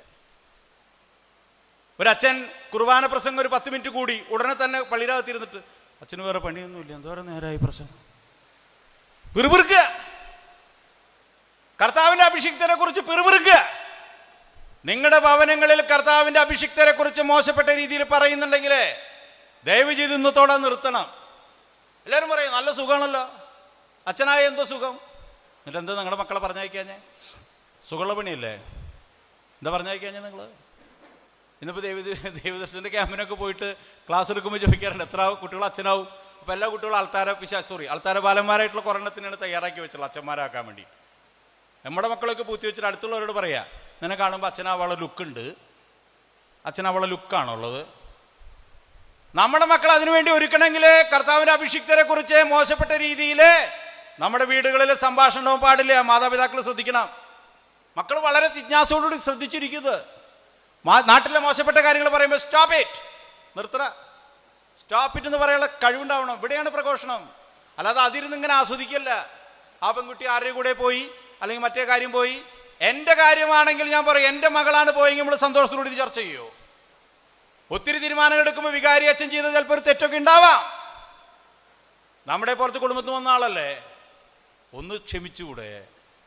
ക്ഷമാശീലനായ പാട്ട് മാത്രം പാടിയാൽ മതിയോ? അപ്പൊ ഈ അന്ധനെ പോലെ ദൈവം എന്താ ചെയ്യണേ? കണ്ണ് കാണാത്തവനോട് ചെയ്ത കാര്യം കൂടിയും ബൈബിളിൽ ശ്രദ്ധിക്കണം. നിലത്ത് തുപ്പി. യേശുവിന് തൊട്ടിട്ട് ശരി കണ്ണ് പൊക്കൂടെ? നിലത്ത് തുപ്പി, ചെളി ഉണ്ടാക്കി, ആ കണ്ണിൽ വരട്ടി. എന്നിട്ടെന്താ പറഞ്ഞേ? ഗാകുലത്തേൽ വിട്ട് കഴുകാനാണോ പറഞ്ഞേ? ഏത് കുളത്തിൽ കഴുകാനാണ് പറഞ്ഞേ? ഞാൻ ഇടയ്ക്ക് ചോദിക്കണമെന്ന് വെച്ചാൽ നിങ്ങൾ ഉറങ്ങാണ്ടിരിക്കാനാ. ഒരു കണ്ണ് കാണാത്ത മനുഷ്യനോട് പറയാ നമ്മളോട് അങ്ങനെ ചെയ്യണമെങ്കിലാ? തുപ്പിയിട്ടുള്ള ആ കച്ചവടമൊന്നും വേണ്ട. കർത്താവൊക്കെ ശരി തന്നെയാണ്. അല്ല, തുപ്പിയിട്ടുള്ള ചെളിയൊന്നും കണ്ണിൽ പറ്റിയിട്ടുള്ള പരിപാടിയൊന്നും വേണ്ട. അവിടുന്ന് പറഞ്ഞാൽ മതി കണ്ണ് കാഴ്ച ഉണ്ടാവട്ടെ, സന്തോഷമായി. ദൈവം അവിടെ പരീക്ഷിക്കുക. എന്നിട്ട് ഈ കണ്ണ് കാണാത്ത മനുഷ്യനോട് പറയാ കുളത്തിൽ പോയിട്ട് കടവിൽ പോയിട്ട് കഴുകുന്നു. ആലോചിച്ച് നോക്കുന്നത് ബൈബിളിൽ മുഴുവൻ സക്കേവൂസ് യേശുവിനെ കാണണമെന്ന അതിയായ ആഗ്രഹമുള്ളത് കൊണ്ട്, ശ്രദ്ധിക്കണം, വാക്യങ്ങൾ ശ്രദ്ധിക്കണം. നമ്മള് ഉയരം കുറവായതുകൊണ്ടും തന്റെ ബലഹീനമായ ഉയരത്തിന്റെ കുറവ് കണ്ടുകൊണ്ട് അവൻ എന്ത് ചെയ്തു? മരത്തമ്മ കയറിയിരിക്കുക. ശ്രദ്ധിച്ചത് യേശുവിനെ കാണാനുള്ള ആഗ്രഹം ഉണ്ടാവണം. അയാൾ വെറുതെ ഇവിടെ വന്നിരുന്ന് ഉറങ്ങിയിട്ടോ കുർബാനയില് ഒരു ബലമില്ലാത്ത പോലെ പങ്കെടുത്തിട്ടോ കാര്യമില്ല. യേശുവാണ് സജീവനായ, യേശുവാണ് ഈ കുർബാനയിൽ എഴുന്നള്ളി വരണേ എന്നുള്ള ബോധ്യത്തോട് കൂടിയിട്ട് നമ്മൾ വിശുദ്ധ കുർബാന എഴുന്നള്ളി പ്രാർത്ഥിക്കുമ്പോൾ ഒരു കോട്ടുവായി ഇടില്ല, പ്രസംഗം കൂടുമ്പോൾ നമ്മൾ നെടുവുറുപ്പിടില്ല, ഇറച്ചി കടക്കാരൻ്റെ വരി നോക്കില്ല, ഒരു വിഷമം ഉണ്ടാവില്ല. എനിക്ക് ഏറ്റവും വിഷമമുള്ളത് ഈ ദുഃഖ വെള്ളിയാഴ്ച. ഏറ്റവും പ്രധാനപ്പെട്ടതാണ് ദുഃഖശനിയിലെ കടമകൾ, മാമോദീസ വ്രത നവീകരണ സഭയിലെ ഏറ്റവും പ്രധാനപ്പെട്ട ചടങ്ങ്. നമ്മുടെ കുട്ടികളൊക്കെ മലയാറ്റൂർ തീർത്ഥയാത്രയ്ക്ക് പോയിരിക്കുക. ദുഃഖ വെള്ളിയാഴ്ച പോയൊരു പോക്കാ, എന്നിട്ട് വീട്ടിൽ വന്ന് കിടന്നുറങ്ങുക. ദുഃഖ ശനിയാഴ്ച പള്ളിയിലും ഇവിടെ ആൾക്കാരൊന്നുമില്ല. നിങ്ങൾ ശ്രദ്ധിച്ച് നോക്കി, നിങ്ങളുടെ ഇടവകയിൽ എങ്ങനെ എനിക്കറിയില്ല, നിങ്ങൾ പോയവരുണ്ടാവും. ദുഃഖ ശനിയാഴ്ച ഒറ്റ പോക്കാ, ദുഃഖ വെള്ളിയാഴ്ച പരിഹാര പ്രദർശനം കഴിഞ്ഞ് ഒറ്റ പോക്ക മലയാറ്റൂർക്ക്. എന്നിട്ട് വന്നിട്ട് പോത്ത് പോലെ കിടന്നുറങ്ങുക. ഇവിടെ സഭയിലെ ഏറ്റവും വലിയ പ്രധാനപ്പെട്ട ജ്ഞാനസ്നാന വ്രത നവീകരണം നടക്കുന്ന ദിവസമാണ് ദുഃഖ ശനിയാഴ്ച. ഒരു മെഴുതിരി കത്തിച്ച് പോകണം. മെഴുതിരി ഭയങ്കര കനമാണല്ലോ. എത്രയുണ്ട് ഒരു മെഴുതിരിയുടെ കനം? എത്ര പേര് ഈ ദുഃഖ ശനിയാഴ്ച കൈവക്കണ്ടട്ടാ? എത്ര പേര് ദുഃഖ ശനിയാഴ്ച വീട്ടിൽ നിന്ന് മുമ്പ് ഒരു മെഴുതിരിയുടെ കഷ്ണം കൊണ്ടുപോയിട്ട് ആ ജ്ഞാനസ്നാന വ്രത നവീകരണത്തിന്റെ സമയത്ത് അത് കത്തിച്ചിട്ട് പ്രതിജ്ഞ എടുത്തവരുണ്ട്. നമ്മളെല്ലാവരും കപ്പേരെ നോക്കുക, എന്തോ കൊണ്ടുവരാത്ത മെഴുതിരി. ഇത് കുറെ ആൾക്കാർ നിയോഗിച്ചിട്ടുണ്ടല്ലോ. നമ്മുടെ ഡ്യൂട്ടി അത്. എൻ്റെ ബോധമില്ലാത്ത സമയത്ത് എൻ്റെ തലതൊട്ടപ്പനും തലതൊട്ടമ്മയും നൽകിയ വ്രതം നവീകരിക്കുക. ഞാൻ സുബോധത്തോടുകൂടി പള്ളിക്ക് മുമ്പ് ഒരു മെഴുതിരി 100 ഗ്രാമിൻ്റെ 200 ഗ്രാമിൻ്റെ 2 മൊബൈലും അതിൻ്റെ ചാർജർ ഒന്ന് പഠിക്കുമ്പോൾ ഒരു വിഷമവുമില്ല. നമ്മുടെ മക്കളൊക്കെ ഇന്ന് പള്ളിയിൽ മൊബൈലായിട്ട് വരണേ, തടയണം. നിങ്ങൾ വിശുദ്ധ കുർബാനയ്ക്ക് വേണമെങ്കിൽ മൊബൈലോടെ വെച്ച് പോവാ. ആദ്യം നിങ്ങളിവിടെ വയ്ക്കണം താഴ്ത്ത്. നിങ്ങൾ കൈ മേടിച്ച് പോകരുത്. നിങ്ങൾ കാണിച്ചു കൊടുത്ത് അമ്മയുടെ മൊബൈലോടെ ഇരിക്കണം. അതുകൊണ്ട് മോനെ കൊണ്ടുവരുത്. മൊബൈലും വെച്ചിട്ട് പള്ളിയുടെ മൗണ്ടാകത്തിരുന്ന് സർവ്വവിധമായിട്ടുള്ള ആഭാസ തരങ്ങൾ കാണുന്ന രീതിയിലേക്ക് നമ്മുടെ യൂത്തിനെ നയിച്ചതാരാ? നമ്മളാണ്. നമ്മുടെ മോഡൽസ് ഇല്ലാണ്ട. ഇവിടെയാണ് സക്കേവൂസ് ആഗ്രഹം. യേശുവിനെ കാണണമെന്ന അതിയായ ആഗ്രഹവും ഉയരക്കുറവും. ബലഹീനതയാ. ഇനി കാണാൻ വേണ്ട, ഉയരല്ലേ, പോവാം, രക്ഷയില്ല. എന്ത് ചെയ്തു? മരത്തമ്മ കയറി. ഏത് മരം? സിക്കമൂർ മരത്തമ്മ കയറിയിരുന്നു. യേശു പോണ വഴിക്ക് മരത്തിൻ്റെ അടുത്തെത്തിയപ്പോൾ യേശുവിൻ്റെ കച്ചവടം നോക്കി. ആ പൊത്തി പിടിച്ചിരിക്കുന്ന മനുഷ്യനെ അടുത്തിയപ്പോൾ സക്കേവൂസെ ആ വരുന്നു താഴ്ത്തേക്ക്, ചക്ക ഇട്ട പോലെ ആ വരുന്നു സക്കേവൂസ് താഴ്ത്തേക്ക്. യേശു സക്കേവൂസ് എന്ന് വിളിക്കണല്ലോ. പിന്നെ പറഞ്ഞു, ഞാൻ നിന്റെ ഭവനത്തിൽ ഇന്ന് ആഗ്രഹിക്കുന്നു. ഭവനത്തിൽ വരെ ആഗ്രഹിക്കുന്നു. 2 വാക്ക പറഞ്ഞുള്ളൂ. ഉടനെ തന്നെ എന്തൊക്കെയുണ്ടായി ശ്രദ്ധിച്ചോ? നമ്മളോടൊന്ന് യേശു പറയണ, ഫിലോമിനേച്ചിയെ ഞാനിന്ന് ഫിലോമിനേച്ചിയുടെ വീട്ടിൽ വരാം എന്ന് പറഞ്ഞ് ഫിലോമിനേച്ചി എന്താ പറയുക? അയ്യോ അങ്ങനെ പറയരുത്, അവിടെ ഒന്നും വൃത്തിയാക്കിയിട്ടില്ല. എനിക്ക് ഏറ്റവും ഇഷ്ടമുള്ളത് ഈ അച്ഛന്മാർ ബ്ലെസ്സിങ്ങിന് വീട്ടിലേക്ക് വരണതാണ്. ഞാൻ താഴ്ത്തി പിതാവിനോട് പറയാറുണ്ട്, അത് മാസത്തിൽ ഒരിക്കലെങ്കിലും ആവുക. അപ്പോൾ അങ്ങനെങ്കിലും വീട് വൃത്തിയാവും. നമ്മുടെ വീട് വൃത്തിയാക്കുന്ന ഒരു ദിവസമാണ് ജൂൺ മാസം, അച്ഛന്മാർ വെഞ്ചരിക്കാൻ വരുന്ന ദിവസം. അന്നാണ് നമ്മുടെ അൾത്താരമയുള്ള പഴയ കഴിഞ്ഞ കൊല്ലം വെച്ച മെഴുതിരി ആ രൂപക്കൊക്കെ ഒന്ന് തുടയ്ക്കുക. പിന്നെ വീട്ടിലുള്ള ഡ്രസ്സൊക്കെ അലമാരയിൽ തുറന്നിട്ട് അടച്ച് പൂട്ടിയിട്ട് വെക്കുക. ഏതെങ്കിലും കുട്ടി അറിയേണ്ട എങ്ങനെ അലമാര തുറന്നു കഴിഞ്ഞാൽ അത് ചത്തുപോകും. അത് തുറന്ന് കട്ടിൻ്റെ വീട്ടിലേക്ക് തള്ളു. നമ്മുടെ വൃത്തി അങ്ങനെയാണ്. പരിശുദ്ധമായ അൾത്താര പോലെ നമ്മുടെ കുടുംബ പ്രാർത്ഥന ചെല്ലുന്ന യേശുവിൻ്റെ തിരുഹൃദയം വെച്ചിട്ടുള്ള സ്ഥലങ്ങൾ ഇന്ന് പുതിയ വീടുകളൊക്കെ ചെല്ലുമ്പോൾ യേശുവിനെ കണ്ട പേടിയാവും. ആ തിരുഹൃദയം അതിൻ്റെ ഒന്നും ആവശ്യമില്ല. ഒരു രൂപം, തുങ്ങപ്പെട്ട കുരിശു മാത്രം മതി. തിരുഹൃദയ പ്രതിഷ്ഠ എന്ന് പറയുന്നൊരു സംഭവം ഉണ്ട്, പഠിച്ചേക്കണത്. തിരുഹൃദയ പ്രതിഷ്ഠ ജൂൺ മാസത്തിലെ. മെയ് മാസത്തിലെന്താ മാസം? 1.5 മാസം വണക്കമാസം. എനിക്ക് ഏറ്റവും ഇഷ്ടമുള്ളത് ഈ മെയ് മാസത്തിലെ വണക്കമാസമാണ്. പള്ളിയിൽ നിറച്ച ആളുകളുണ്ടാവും വണക്കമാസത്തിന്. എല്ലാ പിള്ളേരുണ്ടാവും. SLC റിസൾട്ട് വരുന്നവരുണ്ടാവും, +1 റിസൾട്ട് വരുന്നവരുണ്ടാവും, +2കാരുണ്ടാവും. റിസൾട്ട് വന്നാൽ പിന്നെ പള്ളിയിൽ അധികം പിള്ളേരെ കാണില്ല. കാരണം എന്താ? അവർക്ക് കിട്ടാൾ കിട്ടി. മറ്റേത് വണക്കമാസം കഴിഞ്ഞാലും കൈവിരിച്ച് പ്രാർത്ഥനയാണ്. കാരണം റിസൾട്ട് വരുന്നവരോട് ചെറിയ കുട്ടികൾ കേൾക്കണമെങ്കിൽ എന്നോട് പൊറുക്കണം കേട്ടോ. ഞാനങ്ങനെ വീക്ഷിക്കുന്ന ഒരാളാണ്. ഒക്കെ കൈക്കോട്ട് പോലെയാ. എനിക്ക് മാർക്ക് കിട്ടണേ, മാർക്ക് വന്നു, റിസൾട്ട് വന്നു, പിന്നെ വണക്കമാസം വേണ്ട. നമ്മുടെ ഓരോ നവംബറിലെ മരിച്ചവരുടെ മാസം, കൊന്തമാസം, വണക്കമാസം, തിരുഹൃദയത്തിന് പ്രതിഷ്ഠിച്ച മാസം, കുടുംബ പ്രതിഷ്ഠ, മാസാദി വെള്ളിയാഴ്ച, കുടുംബ പ്രാർത്ഥന, ഇതൊക്കെ കൃത്യമായിട്ട് നമ്മുടെ പൂർവികർ നമുക്ക് തന്നതാ. എത്ര വീടുകളുണ്ട്? നിങ്ങളൊന്ന് ഹൃദയത്തിൽ വെച്ച് പ്രാർത്ഥിച്ച്. അത് മാഷെ അങ്ങനെ പറ്റാറില്ല, എല്ലാവരും കൂടി അങ്ങനെ കൂടെ കിട്ടാറില്ല. അപ്പോൾ ഞാൻ സ്വയം പ്രേരിത പ്രാർത്ഥന. ഞാൻ എൻ്റെ അപ്പച്ചനെ ഓർക്കുക. അപ്പച്ചനെ 9 മണിയാകുമ്പോൾ പറയും, സ്റ്റിജു, എന്നെ സ്റ്റിജു എന്ന് വിളിക്കുക വീട്ടിൽ. സ്റ്റിജു പ്രാർത്ഥിക്കുക, കുടുംബ പ്രാർത്ഥനയില്ല. അപ്പോൾ ഞാൻ പറയാം, അപ്പച്ച കുറച്ചും കൂടി വർക്കുണ്ട്, ഒരു 10 മിനിറ്റ് കേട്ടെ, എഴുതാണ്ട് കുറച്ച് NCCയുടെ കുറച്ച് വർക്കുകളൊക്കെ ഉണ്ട്, ഒന്ന് എഴുതട്ടെ. 5 മിനിറ്റ് കഴിഞ്ഞാൽ, 5 മിനിറ്റ് ഇല്ല, 2 മിനിറ്റ് കഴിക്കുക. അപ്പച്ചേ കഴിഞ്ഞോ? ഇല്ല അപ്പച്ച, 2 മിനിറ്റ് കൂടി. പിന്നെ ഞാൻ കേൾക്കുന്നത് വിശുദ്ധ കുരിശിന്റെ അടയാളത്താൽ. അപ്പം തുടങ്ങി അവിടെ. ശ്രദ്ധിച്ചേക്കണത്, പഴയ മാതാപിതാക്കളെ നമുക്ക് കാണിച്ചു തരുന്ന വലിയ പാരമ്പര്യ ആള് തുടങ്ങി. അപ്പൊ നമ്മൾ എന്ത് ചെയ്തു? പുസ്തകമൊക്കെ അടച്ചു വെച്ച് നമ്മളെല്ലാവരും വന്നിരുന്നു, ഇല്ലേ? ഇന്ന് നമ്മുടെ വീട്ടിലെ രാജാവാരാ? നിങ്ങളുടെ വീട്ടിൽ കുടുംബ പ്രാർത്ഥന തീരുമാനിക്കുന്നത് സീരിയലോ? കുടുംബ പ്രാർത്ഥന പിന്നെയാണ്. പക്ഷേ ഞങ്ങൾ ഈ വെള്ളിയാഴ്ച ഗാഗുരുത്താൽ വരും, ധ്യാനിക്കും, അതന്നെ ഞങ്ങളുടെ പ്രാർത്ഥന. പിന്നെ ഈ ആഴ്ച വേറെ ഒന്നും വേണ്ട. മക്കളും മാതാപിതാക്കളും അമ്മാനപ്പനും അമ്മായിയും ഒരുമിച്ചിരുന്ന് ദൈവത്തോട് നന്ദി പറയുന്ന കുടുംബ പ്രാർത്ഥന പരിശുദ്ധാത്മാവിന്റെ ഗാനം ആലപിച്ചുകൊണ്ട് തുടങ്ങി മരിയൻ ഗാനത്തോട് അവസാനിക്കുന്ന രീതിയിലുള്ള പ്രാർത്ഥന. അവിടെ വിശുദ്ധ ഔസേപിതാവുണ്ട്, പ്രതിഷ്ഠയുണ്ട്, മാതാവിന്റെ 53 മണി ജപമുണ്ട്, ലുത്തനിയുണ്ട്. എത്ര ഭംഗിയായിട്ടുള്ള ചിട്ടയായ സംഭവമാണെന്നറിയോ? ആ സാധനം നമ്മുടെ കയ്യിൽ നിന്ന് പോയി. ഇന്ന് കുടുംബ പ്രാർത്ഥന എത്ര വീടുകളുണ്ടെന്ന് ഹൃദയത്തിൽ കൈവച്ച്. ഷോർട്ട, ചെറുതാ. ചിലയിടത്തൊക്കെ ഉണ്ട് ലുത്തനിയെ ആകുമ്പോൾ എല്ലാവരും എഴുന്നേറ്റ് മുട്ടുകുത്തി ലുത്തനിയെ ഭൂലോക ഭാവങ്ങൾ അങ്ങോട്ട് വരണോട് കൂടിയിട്ട് എല്ലാം വെട്ടിയിട്ട് വാഴ പോലെ കിടക്കണം. അത് കഴിഞ്ഞെല്ലാം ആരാ പഠിപ്പിച്ചെന്ന് എനിക്ക് മനസ്സിലാവണില്ല. ഇപ്പോൾ അതോ ഈ പാപങ്ങൾ വന്ന് തൂക്കം കൂടിയിട്ട് തലകുത്തി മറിയണതെന്നാവോ? മൊത്തം എല്ലാവരും എന്തിനാണ് മുട്ടുകുത്തണേ, എന്തിനാണ് വീഴണേ? ഇതൊക്കെ പറഞ്ഞു കൊടുക്കണം കുട്ടികൾക്ക്.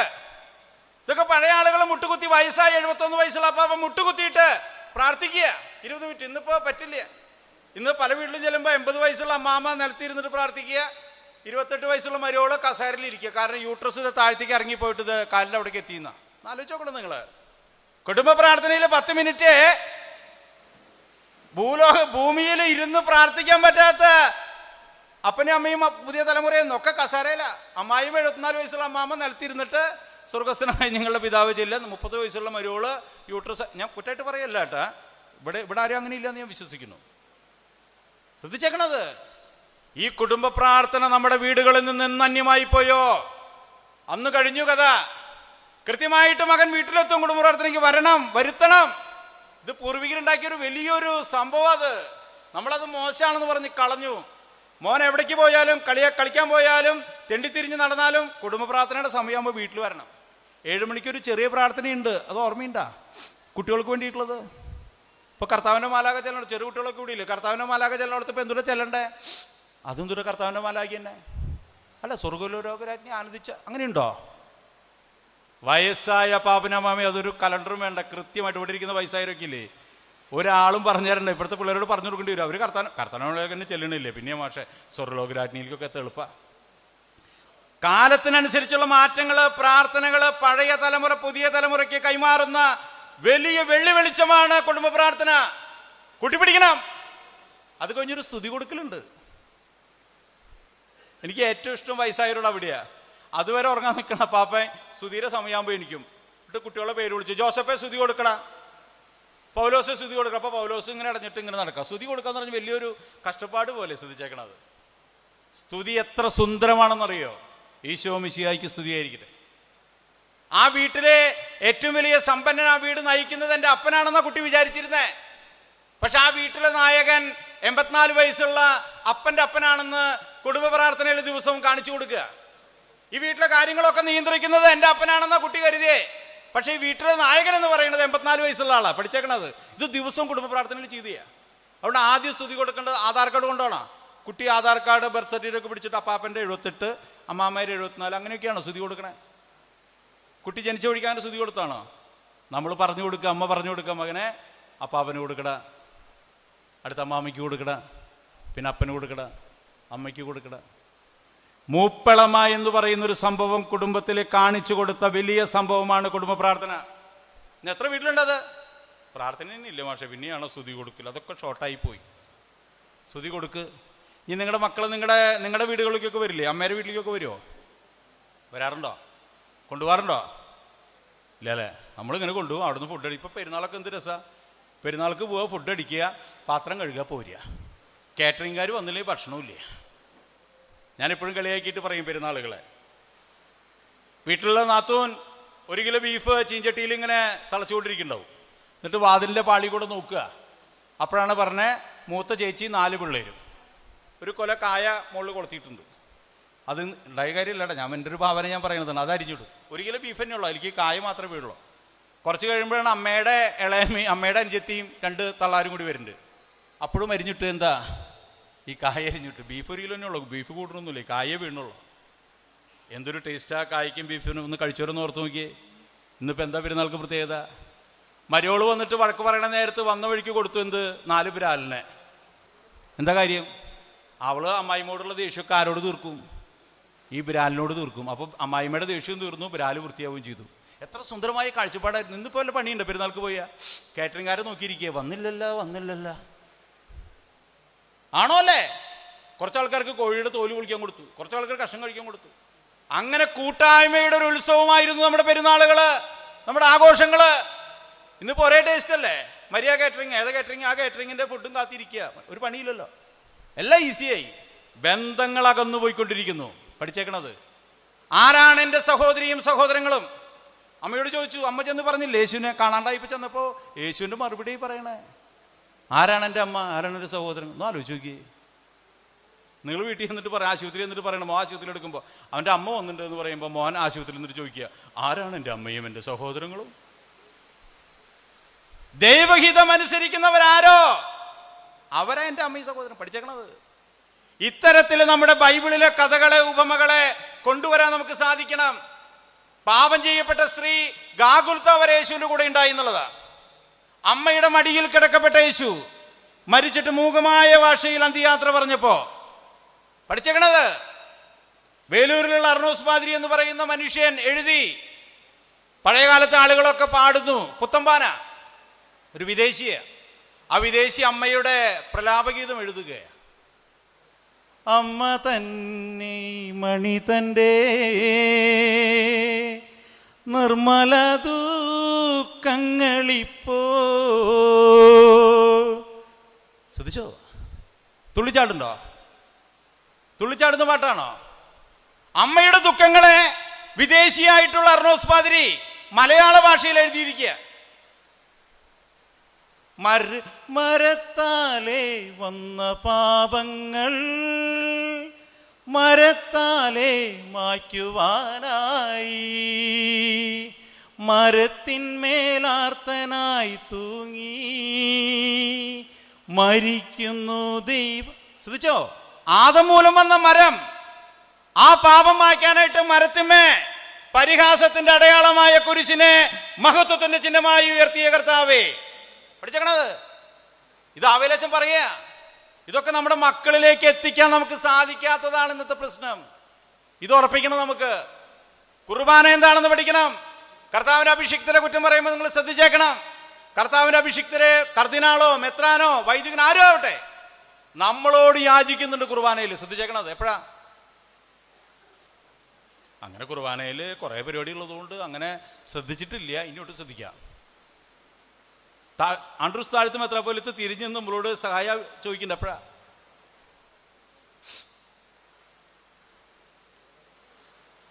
എൻ്റെ സഹോദരരെ, ഈ കുർബാന എൻ്റെ കരങ്ങൾ വഴി പൂർത്തിയാകുവാൻ നിങ്ങൾ എനിക്ക് വേണ്ടി പ്രാർത്ഥിക്കുവാൻ. അങ്ങോട്ട് തിരിഞ്ഞു നിൽക്കണ മെത്രാൻ അച്ഛൻ തിരിഞ്ഞു നിന്ന് നമ്മളോട് പറയുന്നുണ്ട്. അപ്പൊ നമ്മളെന്ന് പറയണം, ഓക്കെ തുടങ്ങിക്കോളൂ, കുഴപ്പമില്ല, നമ്മളത് കച്ചവടമൊന്നുമില്ല. ആൾട്ടർ ബോയ്സുകാർ മിനിറ്റിൽ പറയുന്നുണ്ട് പ്രാർത്ഥിക്കാം. നമ്മുടെ സമാധാനം അതോട് പോകും. ഓടിയിട്ടിട്ട് തല പറഞ്ഞ പോലെയാ അവർ പറയുന്നത്. പ്രാർത്ഥിക്കാൻ നമുക്ക് സമാധാനം. എനിക്ക് ചില ആൾട്ടർ ബോയ്സിനെ കാണുമ്പോൾ, ചില പള്ളിയിലൊക്കെ കാണുമ്പോൾ പേടിയാവും. സമാധാനം ഇല്ലാത്ത പിള്ളേരാന്ന് തോന്നണേ. അവർ ഓടിയിട്ടിട്ട് പ്രാർത്ഥിക്കുക. എല്ലാവരും കൂടി 25 ആളും കൂടിയിട്ട് തല പറഞ്ഞ പോലെ പ്രാർത്ഥിക്കാം, നമുക്ക് സമാധാനം. വൈദികൻ നമ്മളോട് പറയുന്നുണ്ട് സമാധാനം. സ്റ്റൈജിനോടുകൂടെ നിങ്ങളോടുകൂടെ 3 പ്രാവശ്യം പറയണം. അപ്പം നമ്മളെന്ത് ചെയ്യണേ? ആയിക്കോട്ടെ, കുഴപ്പമില്ല. നമ്മളെന്താ ചെയ്യണ്ടേ? വിശുദ്ധ കുരിശ് വരച്ച ആ സമാധാനത്തെ സ്വീകരിക്കണം. എത്ര പേര് ചെയ്യാറുണ്ട്? 3 തവണയാ. ഇന്ന് വിശുദ്ധ ബൈബിൾ വെച്ചിട്ട്, ഇന്ന് സമാധാനം നടക്കുന്നതിന് മുമ്പ്, രമ്യതപ്പെടുന്നതിന് മുമ്പ്, പിന്നെ 3 പ്രാവശ്യം ഈ സമാധാനം വരുമ്പോൾ എന്ത് ചെയ്യണം? കുരിശ് വരച്ചിട്ട് ആ സമാധാനത്തെ സ്വീകരിക്കണം. അത് വേണ്ട, വീട്ടിൽ ചെന്നാൽ പിന്നെ പ്രശ്നമാകും. അമ്മായിമനെ നല്ല തെറി പറയാനുള്ളതാ. ഈ സമാധാനത്തിലേക്ക് വരണം. ഇനി നമ്മളാരാണെന്ന് പറയണേ? കുർബാനയിൽ പങ്കെടുക്കണം. നമ്മളാരാ? നമ്മുടെ റോൾ എന്താ? ദിവ്യകാര്യ സ്വീകരണം നൽകുന്നതിന് മുമ്പ് പറയുന്നുണ്ട് സഭാ പ്രാർത്ഥന. എന്താ? വിശുദ്ധ കുർബാന. ഗാകുലത്തിലുള്ളവർക്ക് മാത്രം എന്താ പറയണേ? വിശുദ്ധ ജനത്തിനുള്ളതാകുന്നു. വൈദിക ഇങ്ങനെ പറയാം, വിശുദ്ധ കുർബാന. ആരെ നോക്കിയിട്ടാ പറയണേ? ഭിന്നച്ച് നോക്കിയിട്ടാണോ? അപ്പൊ നമ്മളാരാ? ഇന്ന് തൊട്ട് കുർബാനോടെ കാണുമ്പോൾ ശ്രദ്ധിച്ചോളൂട്ടാ. ഭിന്നച്ചൻ പറയാണ്, നിങ്ങൾ എനിക്ക് വേണ്ടി പ്രാർത്ഥിക്കണം. വിശുദ്ധ കുർബാന വിശുദ്ധ ജനത്തിനുള്ളത്. നമ്മൾ വിശുദ്ധ ജന. അതുകൊണ്ട് അന്നാപെസഹ തിരുനാളിൽ കർത്താവരുള്ള ഈ കൽപ്പന പോലെ ഒരുമിക്കേ, പ്രാർത്ഥിക്കേ, എന്ത് ചെയ്യണം? അതിന് അനുരഞ്ജിതരായി തീർന്നിടാം. ഇതൊക്കെ ഗായക സംഘം ഇങ്ങനെ പടയ്ക്കുമ്പോൾ നമ്മൾ കുഴപ്പമില്ല. നമ്മുടെ ഫ്രാൻസിയറിന്റെ ചെക്കനാന്ന് തോന്നുന്നു, തരക്കേടില്ലാണ്ട് പാടുണ്ട്. ജോയ്സി മോള് കുഴപ്പമില്ല, നന്നിട്ട് പാടുണ്ടാവുള്ളൂ. ഗായക സംഘം ഇന്ന് പ്രാർത്ഥനയ്ക്ക് അനുരൂപരായി നമ്മളെ സഹായിക്കുന്നു. ഇവിടുത്തെ നല്ല ടീമാട്ടാ, നിങ്ങൾ നല്ല കുട്ടികളാണ്, ഞാൻ ശ്രദ്ധിച്ചു, നല്ല പാട്ടാണ് കേട്ടോ. അവരിങ്ങനെ നോക്കാം, മാഷെ ചതിക്കല്ലേ. പ്രാർത്ഥനയ്ക്ക് നമ്മളെ സഹായിക്കുന്നതാണ് ഗായക സംഘം. ഗാനമേള ട്രൂപ്പല്ല ഗായക സംഘം. സിസിലി പുണ്യവതിയുടെ മധ്യസ്ഥയിലുള്ള സംഘടനയാണ് നിങ്ങൾ. ഇന്ന് പലയിടത്തും ഇത്തരത്തിൽ നമ്മൾ ഈ ആഴ്ച കണ്ടില്ലേ, എന്ത് ഗാനമേള ഷോ പോലെയാ. മാറ്റണത്. നമ്മുടെ വീടുകളിൽ അത് പരിശീലനം നൽകണം. പ്രാർത്ഥിക്കാനും പഠിക്കാനുമായിട്ടുള്ള പ്രാർത്ഥനകളുടെ വലിയ അവസരം കൊടുക്കാനായിട്ട് നമുക്ക് ശ്രദ്ധിക്കണം. അവിടെയാണ് ഉപമകളുടെ പ്രത്യേകത. ധൂർത്തപുത്രന്റെ ഉപമ ശ്രദ്ധിച്ചേക്കണം. ധൂർത്തപുത്രൻ വല്ല തെറ്റ് ചെയ്തോ? അപ്പനോട് പറഞ്ഞു, ഉള്ളതായോ? ഇവിടെ അപ്പ ഇങ്ങോട്ട് ഉള്ളതായോ? ഉള്ളത് മതി. അല്ലാണ്ട് കത്തി വെച്ചിട്ട് പറഞ്ഞോ, 5 സെന്റ് സ്ഥലം നേടുന്നൊന്നും പറഞ്ഞില്ല. ഉള്ളത് തായോ. വളരെ സിമ്പിളാണ്. ഇന്ന് പല മാതാപിതാക്കൾ ഇവിടെ ഇരിക്കുന്നവർ ശ്രദ്ധിക്കട്ടെ. മക്കൾക്ക് കൊടുക്കേണ്ടത് നല്ല കാലത്ത് തന്നെ പറഞ്ഞു വെക്കുക. അല്ലാണ്ട് പറയുക, ഞാൻ ലോക്കറിൽ എഴുതി വെച്ചിട്ടുണ്ട്, ഞാൻ ചത്ത് കഴിഞ്ഞാൽ എന്തെങ്കിലുമൊക്കെ കിട്ടിയാൽ കിട്ടിയോ, തല്ലാവും. നല്ല കാലത്ത് പറഞ്ഞു വയ്ക്കുക മക്കൾക്ക്, ഇതൊക്കെയാണ് ഉദ്ദേശിക്കുന്നത് എന്ന് പറഞ്ഞു വെച്ചാൽ സമാധാനം ഉണ്ടാവും. മക്കൾക്കും വലിയ പ്രതീക്ഷ ഉണ്ടാവില്ല. നമ്മൾ അത് കിട്ടും, ആ പറമ്പ് കിട്ടുന്നൊക്കെ വിചാരിച്ചിട്ട് തളേനെ നോക്കി, ഇത് കിട്ടാനില്ലല്ലോ. പറഞ്ഞു കൊടുക്കണം. ധൂർത്തപുത്രൻ അതാ ചോദിച്ചു, എനിക്കുള്ളത് തന്നെ, ഞാൻ പൊക്കോളാം. പോയി. എത്ര ധ്യാനത്തിനാ കൂടിയേ? വേശികളുടെ ധ്യാനം കൂടി ഇല്ലേ? ചില എന്തുട്ടി ആള് പറയണ വേശികളുടെ ധ്യാന. ധൂർത്തപുത്രൻ പോയിട്ട് എത്ര ധ്യാനം കൂടി? ഒരു ധ്യാനം കൂടിയപ്പോഴാണ് മാറ്റേണ്ടായത്. ഏത് ധ്യാനാന്നറിയോ? പന്നികൾ നടത്തുന്ന ധ്യാനം. പന്നികളുടെ ധ്യാനത്തിന് പോയി. എൻ്റെ ഒരു കാവ്യാത്മകതയുടെയും പറയുന്നത് കേട്ടാ. പന്നികൾ നടത്തുന്ന ധ്യാനത്തിന് പോയി ധൂർത്തപുത്രൻ. പന്നികളുടെ തീറ്റ കിട്ടാണ്ടായപ്പോഴും അവന് വാക്കുകൾ ശ്രദ്ധിച്ചോളൂ, സുബോധമുണ്ടായി. മറ്റുള്ള ധ്യാനത്തിലൊക്കെ ഇങ്ങനെ സുഖമായിട്ട് പോയിരുന്നു, ഒരു കുഴപ്പമുണ്ടായില്ല. നിങ്ങളിപ്പോൾ നിങ്ങളല്ല ഇരിക്കുന്ന പോലെ ഇങ്ങനെ ഇരിക്കുക, 3 മണിയാകുമ്പോൾ പോവാലോ. പന്നികളുടെ ധ്യാനത്തിൽ അവന് തൊട്ടു. അവന്റെ പിതാവിന്റെ സ്നേഹം അവനുള്ളിലേക്ക് വന്നു.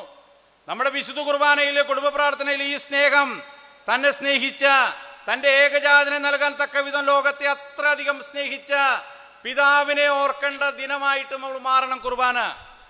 കുടുംബ പ്രാർത്ഥനയും കുർബാനയും സജീവമായിട്ട് പങ്കെടുക്കുമ്പോൾ നിങ്ങളുടെ വീട്ടിൽ ഒരു അനിഷ്ടങ്ങളും ഉണ്ടാവില്ലേ? എഴുതി തരാം. കുടുംബ പ്രാർത്ഥനയുള്ള വീട്ടിൽ അല്ലാണ്ട് കൊന്തൊരു 15 എണ്ണം. ഞാൻ ഈ പരീക്ഷയ്ക്കൊക്കെ പോകുമ്പോൾ ചില കുട്ടികൾ പേപ്പർ കൊടുത്താൽ മേടിക്കില്ല. പ്രാർത്ഥനയാ. പേപ്പറായിട്ട് കൊണ്ടുവന്നു കഴിഞ്ഞാൽ അവരാകെ മുത്തി ആകെ പ്രാർത്ഥന. പേപ്പർ മേടിച്ച് ഞാൻ അങ്ങനെ നിൽക്കുക, പേപ്പർ മേടിക്കണ്ടേ. അപ്പോൾ അവള് കണ്ണു തുറന്ന് പ്രാർത്ഥിക്കുമ്പോൾ ഞാനും ചെയ്തു. ഞാനൊരു കുറച്ച് കുരിശ് വരച്ചു. നമ്മൾ ഈ പരീക്ഷയ്ക്ക് വേണ്ടി മാർക്ക് കിട്ടാൻ വേണ്ടിയിട്ടല്ല യേശുവിൻ്റെ അടുത്തേക്ക് ഓടിയെത്തണ്ടേ. നമ്മുടെ കഷ്ടപ്പാടില് ദുരിതത്തിലൊക്കെ യേശുവിനെ കാണാനായിട്ട് നമ്മൾ മുന്നോട്ട് വരുമ്പോഴാണ് പരിശുദ്ധ അമ്മ നമുക്ക് കാണിച്ചു വെച്ചത്. മടിയിൽ കിടത്തിയിട്ട്, തൻ്റെ ഏകജാതൻ മടിയിൽ കിടന്ന് മൂകമായ ഭാഷയില്. അത്ര വേദനയൊന്നും നമുക്ക് ഉണ്ടായിട്ടില്ലല്ലോ. ഉണ്ടായിണ്ടോ? കുട്ടി ജനിച്ച വഴിക്ക് ഓടുക. ഇന്ന് കുട്ടി ജനിച്ച വഴിക്ക് തന്നെ ബെഡ് റെസ്റ്റാ, ഇളകില്ല. കുട്ടി വിശേഷമായി എന്ന് പറയുമ്പോൾ തന്നെ ബെഡ് റെസ്റ്റാ. അവിടെയാണ് അമ്മയുടെ സംഭവങ്ങൾ. എവിടെ പ്രസവിച്ചേ? ഏത് ഹോസ്പിറ്റലിൽ വേണം? മിഷൻ ഹോസ്പിറ്റലിൽ വേണോ? അമലയിൽ വേണോ? അവിടെ നിയോനെറ്റ് ഉണ്ടോ? കുട്ടി ജനിച്ച ശ്വാസം കൊടുക്കാനുള്ള പൈപ്പുണ്ടോ? എന്തൊക്കെ ആലോചനയാ. മാതാവിന് പോലും ഉണ്ടായ സ്ഥലം പോലും കിട്ടിയില്ല. കാലിത്തൊഴുത്തില. ലോകത്തിന്റെ രക്ഷകൻ പറഞ്ഞ കാലിത്തൊഴുത്തില. എന്നിട്ട് ആകാശത്തിന്റെ ലോകം അത്യുന്നതങ്ങൾ ദൈവത്തിന് സ്തുതി. ഭൂമിയിൽ നമ്മളാരെങ്കിലും ജനിച്ചപ്പോൾ ജൂബിലി മിഷൻ ഹോസ്പിറ്റലിന്റെ മുകളിൽ വന്നിട്ട് ഭൂമിയിൽ സന്മനസ്സുള്ളവർക്ക് സമാധാനം, സ്റ്റൈജ് ജനിച്ചിരിക്കുന്നു, ഭിന്നിച്ചും പറഞ്ഞിട്ടുണ്ടോ? കാലിത്തൊഴുത്തിൽ പിറന്ന യേശുവിനെ ഇന്ത്യയിൽ നിന്ന് പോലും രാജാക്കന്മാരും നക്ഷത്രം കണ്ടു പോയി എന്നാ പറയണേ. ആലോചിച്ച് നോക്കിയേ. യേശു മരിക്കുമ്പോ പാറകൾ പിളർന്നു, പ്രേതാലയങ്ങൾ തുറക്കപ്പെട്ടു. മാറ്റങ്ങളുടെ കാലത്തിന്റെ അടയാളങ്ങൾ നമുക്ക് ബൈബിളിൽ വായിച്ചാൽ മനസ്സിലാവും, ചരിത്രത്തിലുണ്ട്. ഈ യേശുവാണ് നമ്മുടെ രക്ഷകൻ. ഈ കൺസെപ്റ്റിലേക്ക് നമ്മൾ വരണം. അത് വരണമെങ്കിൽ മാതാവിനെ നോക്കണം, മറിയം വഴി ക്രിസ്തുവിലേക്ക്. മാതാവിനെ നിങ്ങൾ ശ്രദ്ധിക്കുമ്പോ നമ്മുടെ വേദനകള് വിഷമങ്ങളോ ഒന്നുമല്ല. എൻ്റെ ഭർത്താവിൻ്റെ ഇടി, എൻ്റെ വീട്ടിലെ ദാരിദ്ര്യം, എൻ്റെ കഷ്ടപ്പാടുകള് മാതാവിന് ചേർത്ത് നോക്ക്, ഒന്നുമല്ല. ആ മാതാവിന് മുമ്പിൽ ഒന്ന് കണ്ണീരോടെ പ്രാർത്ഥിക്കേ. ഞാൻ ഈ സമയത്തൊക്കെ, ഈസ്റ്റർ സമയത്തൊക്കെ നടക്കുമ്പോൾ ഇവിടെയും കുറെ ആളുകൾ അങ്ങനെ കണ്ടു. കർത്താവ് ഈ ദിവസങ്ങളൊക്കെ എനിക്ക് തോന്നിയൊരു പ്രാർത്ഥന അതാ. മക്കളെ ശ്രദ്ധിക്കാതെ, ഈസ്റ്ററിന് പോലും എൻ്റെ വീട്ടിലേക്ക് വിളിക്കാത്ത മക്കളെ ഓർത്ത് കരയുന്ന അനേകം അമ്മമാരെ അപ്പന്മാരെ ഞാൻ കണ്ടു. ഞാൻ ധ്യാനത്തിൽ നിന്ന് വരുമ്പോഴും പറയുമെന്ന് വിചാരിച്ചൊരു പ്രാർത്ഥന അതായിരുന്നു, എൻ്റെ ഒരു ചിന്തയും അതായിരുന്നു. തന്നെ ജനിപ്പിച്ച് വളർത്തി വലുതാക്കി ഇത്രത്തോളമാക്കിയ മാതാപിതാക്കളെ ഈസ്റ്റർ ദിനത്തിൽ കർത്താവിന്റെ ഉത്തിതനായ യേശുവിന്റെ സന്തോഷത്തില് തന്റെ വീട്ടിലേക്കൊന്ന് വിളിക്കാൻ മനസ്സ് കാണിക്കാത്ത ആയിരങ്ങള് ഇന്ന് നമ്മുടെ ക്രിസ്ത്യ സഭയിലുണ്ട്. കൂനമുച്ചിയിലുണ്ട്. കൂനമുച്ചിക്കാരുണ്ട്, കേട്ടോട്ടെ. എന്നോട് വിലപിച്ച് വേദനയോടെ പറഞ്ഞ അമ്മമാരെ ഞാൻ ഓർക്കുക. അപ്പന്മാര് പിന്നെ കരയില്ലല്ലോ, ഉള്ളിൽ വെച്ചിട്ട് നടക്കല്ലേ. ശ്രദ്ധിച്ചിട്ടുണ്ടോ? അമ്മമാരുടെ പ്രത്യേകത അതാ. അമ്മമാരൊക്കെ പ്രകടിപ്പിക്കും നെഞ്ചത്തടി നിലവിളി. അതുകൊണ്ട് നിങ്ങൾക്ക് ഹാർട്ട് അറ്റാക്ക് ഒന്നും അധികം വരില്ല. മരിച്ച വീട്ടിലൊക്കെ പോയാൽ നമ്മൾ ഒരിക്കലും ഏറ്റവും കൂടുതൽ ദുഃഖം സ്ത്രീകൾക്കാന്ന്. പക്ഷെ ഞാൻ മനസ്സിലാക്കുന്നത് അവര് പ്രഥമ ശുശ്രൂഷയും കൂടി കയ്യിലെടുത്തിട്ടാണ്. നെഞ്ചത്തടിയാ. നമ്മൾ ഒരിക്കലും ദുഃഖം കൊണ്ടാണ് നെഞ്ചത്തടിക്കണേ. നല്ല ദുഃഖം അങ്ങനെ തലക്കടിച്ചിട്ട് ഹാർട്ടിൽ നിന്ന് അതിനുള്ള പ്രഥമ ശുശ്രൂഷയാണ് അവർ ചെയ്യണേ. നമ്മളാണുങ്ങളോ, നമ്മളിത് മിണ്ടാണ്ട് പിടിക്കാണ്ട് ഇങ്ങനെ നിന്നിട്ട് ഒരു പൊട്ടിലും കഴിഞ്ഞു, കുഴഞ്ഞു വീണ് ജോസഫേട്ടൻ അന്തരിച്ചു. മനസ്സിലായോ? സ്ത്രീകൾ നിങ്ങൾ ശ്രദ്ധിച്ചോ? മക്കള് പഠിക്കാനായിട്ട് പോവാണ്, ഏറ്റവും കൂടുതൽ കരയാൻ അമ്മയാണ്. നീ അവിടെ ചെന്ന ഒഴിക്ക് വിളിച്ചോളാം. കരച്ചിലും നെഞ്ചത്തടി നിലവിളി. മോള് ബസ് കയറി പോയ ഒഴിക്ക് അമ്മ പാത്രം കഴുകാനായിട്ട് അടുക്കളയിലേക്ക് പോയി. ശ്രദ്ധിച്ചേക്കണത്, ഈ സ്ത്രീക്ക് വലിയ വലിയ അനുഗ്രഹം ദൈവം നൽകിയിട്ടുണ്ട്. അവിടെ നിൽക്കണ അപ്പൻ ജീവച്ചവൻ പോലെയാ. മോള പോയിട്ടുള്ളോ, ഭാര്യ ഇവിടെ ഉണ്ട്, അതാണുള്ള വിഷമം. ഭാര്യ കുറച്ച് കഴിഞ്ഞിട്ട് 2 മണിക്കൂർ കഴിഞ്ഞിട്ട് ചേട്ടാ ചോറുന്നാ വേണ്ടറി, ഒരു സുഖമല്ലേ. ശ്രദ്ധിച്ചേക്കണത്, ഭാര്യ ഇരുന്നട്ടിയ. അപ്പൊ ഈ സ്ത്രീ എന്ന് പറയുന്ന കഥാപാത്രം വളരെ വൈചിത്ര്യമുള്ളതാ. നിങ്ങളുടെ മക്കളെയും നിങ്ങൾ ശ്രദ്ധിച്ചോ? മൂത്ത കുട്ടി ശാന്ത കുട്ടികളാ. ഇനി തല്ലാൻ വരെ എടുത്തിട്ടാ ഞാൻ സൈക്കോളജിയെ പറയണേ. മൂത്ത കുട്ടി ശാന്തരായിരിക്കും പൊതുവെ. പരീക്ഷണ വസ്തുവാ. തല ഉരുട്ടണോ, സ്വർണം കൊടുക്കണോ, വെളുത്ത കുട്ടിയാക്കണോ, കഴുത്ത് പിടിച്ച് ഞെക്കണോ, പരീക്ഷണ വസ്തുവാ മൂത്ത കുട്ടി. പരിചയമില്ലേ? അതുകൊണ്ട് പൊതുവെ ശാന്ത സ്വഭാവത്തിലുള്ളവരായിരിക്കും കുട്ടികൾ. രണ്ടാമത്തെ കുട്ടി തെറിച്ച സാധനങ്ങളാ. നിങ്ങൾ നോക്കിയ രണ്ടാമത്തെ സാധനങ്ങളൊക്കെ എന്താ അവൾക്ക് കൊടുത്തുള്ളൂ, എന്താ ഇക്കില്ലാത്ത, എന്താ ഞാൻ രണ്ടാം വീട്ടിൽ ഇങ്ങനത്തെ കടുത്ത ഡയലോഗുകൾ പറയും. രണ്ടാമത്തെ സാധനങ്ങൾ ചിലവര് ലാസ്റ്റ് കുട്ടി വളർന്നു എന്ന് അമ്മയ്ക്ക് തോന്നൂല. ചില ബസ്സിലൊക്കെ ചിലവര് 5 വയസ്സ് 5ാം ക്ലാസ്സിൽ പഠിക്കുന്ന കുട്ടീനൊക്കെ എടുത്തിട്ട് പറയാ അമ്മയും കുഞ്ഞാന്ന്. കുട്ടി വലുതായത് അമ്മയ്ക്ക് തോന്നുന്നുണ്ട്, നാട്ടുകാർക്കൊക്കെ തോന്നുന്നുണ്ട്, കണ്ടക്ടർക്കും തോന്നുന്നുണ്ട്, ആർക്ക് തോന്നുന്നില്ല. ഞാൻ അവസാനിപ്പിക്കുക. യേശുവിനെ നമ്മുടെ രക്ഷകനായിട്ട് കൊണ്ടുവരണം. അതിന് മുറുകെ പിടിക്കേണ്ടതാണ് കുടുംബ പ്രാർത്ഥനയും വിശുദ്ധ കുർബാനയും.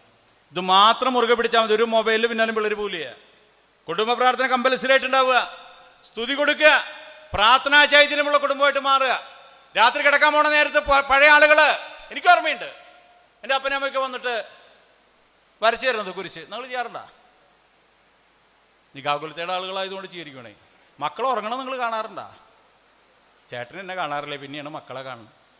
എത്ര പേര് വരച്ചു കൊടുക്കാറുണ്ട് വിശുദ്ധ കുരിശിന്റെ അടയാളത്താൽ എന്നൊക്കെ പറഞ്ഞിട്ട്? യൂതന്മാരുടെ രാജാവായ നസറേനായ ഈശോയെ. വെരി ഗുഡ്, വെരി ഗുഡ്, നല്ല കാര്യം. എത്ര പേര് ചെയ്യുന്നു? ഇതിൽ വലിയ സംഭവമുണ്ട്. എൻ്റെ അമ്മ എന്നിട്ട് അവസാനം പറയും യൂരാനായ യൂരാനായ യൂരാനായ. എനിക്കത് മനസ്സിലായിരുന്നില്ല, 5ാം ക്ലാസ് വരെ മനസ്സിലായിരുന്നില്ല. ഞാനും യൂരാനായ യൂരാനായ, ഇതേ എന്തോ വേറെ എന്തോ മന്ത്രജപാന്ന് വിചാരിച്ചേ. യൂരാനായ യൂരാനായ പറയാൻ കിട്ടാണ്ടേ. യൂതന്മാരുടെ രാജാവായ നസറേനായ ഈശോയെ പെട്ടെന്നുള്ള മരുന്ന് പറയേണ്ട അമ്മ. പക്ഷെ അവസാനം 3 യൂരാനായ യൂരാനായ. അപ്പൊ ഞാൻ 5ാം ക്ലാസ്സിൽ ചോദിച്ചത് ഇത് മുഴുവനില്ലേ യൂരാൻ? അപ്പോഴാണ് പറഞ്ഞു യൂതന്മാരുടെ രാജാവായ. വരച്ചു കൊടുക്കുന്ന വീട്ടിൽ പോയിട്ട് കുട്ടി പേടിക്കൂട്ടാ. മക്കളെ സംരക്ഷിക്കുക വിശുദ്ധ കുരിശിന്റെ അടയാളത്താൽ. സ്തുതി കൊടുക്കും നിങ്ങള്.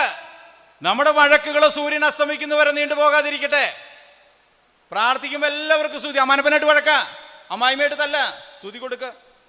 സ്തുതി കൊടുത്ത് കുടുംബ വഴക്കുകൾ ദിവസത്തിൽ തന്നെ സൂര്യൻ അസ്തമിക്കുന്നതിന് മുമ്പ് നമ്മുടെ വഴക്കുകൾ തീരട്ടെ, പ്രാർത്ഥിക്കട്ടെ.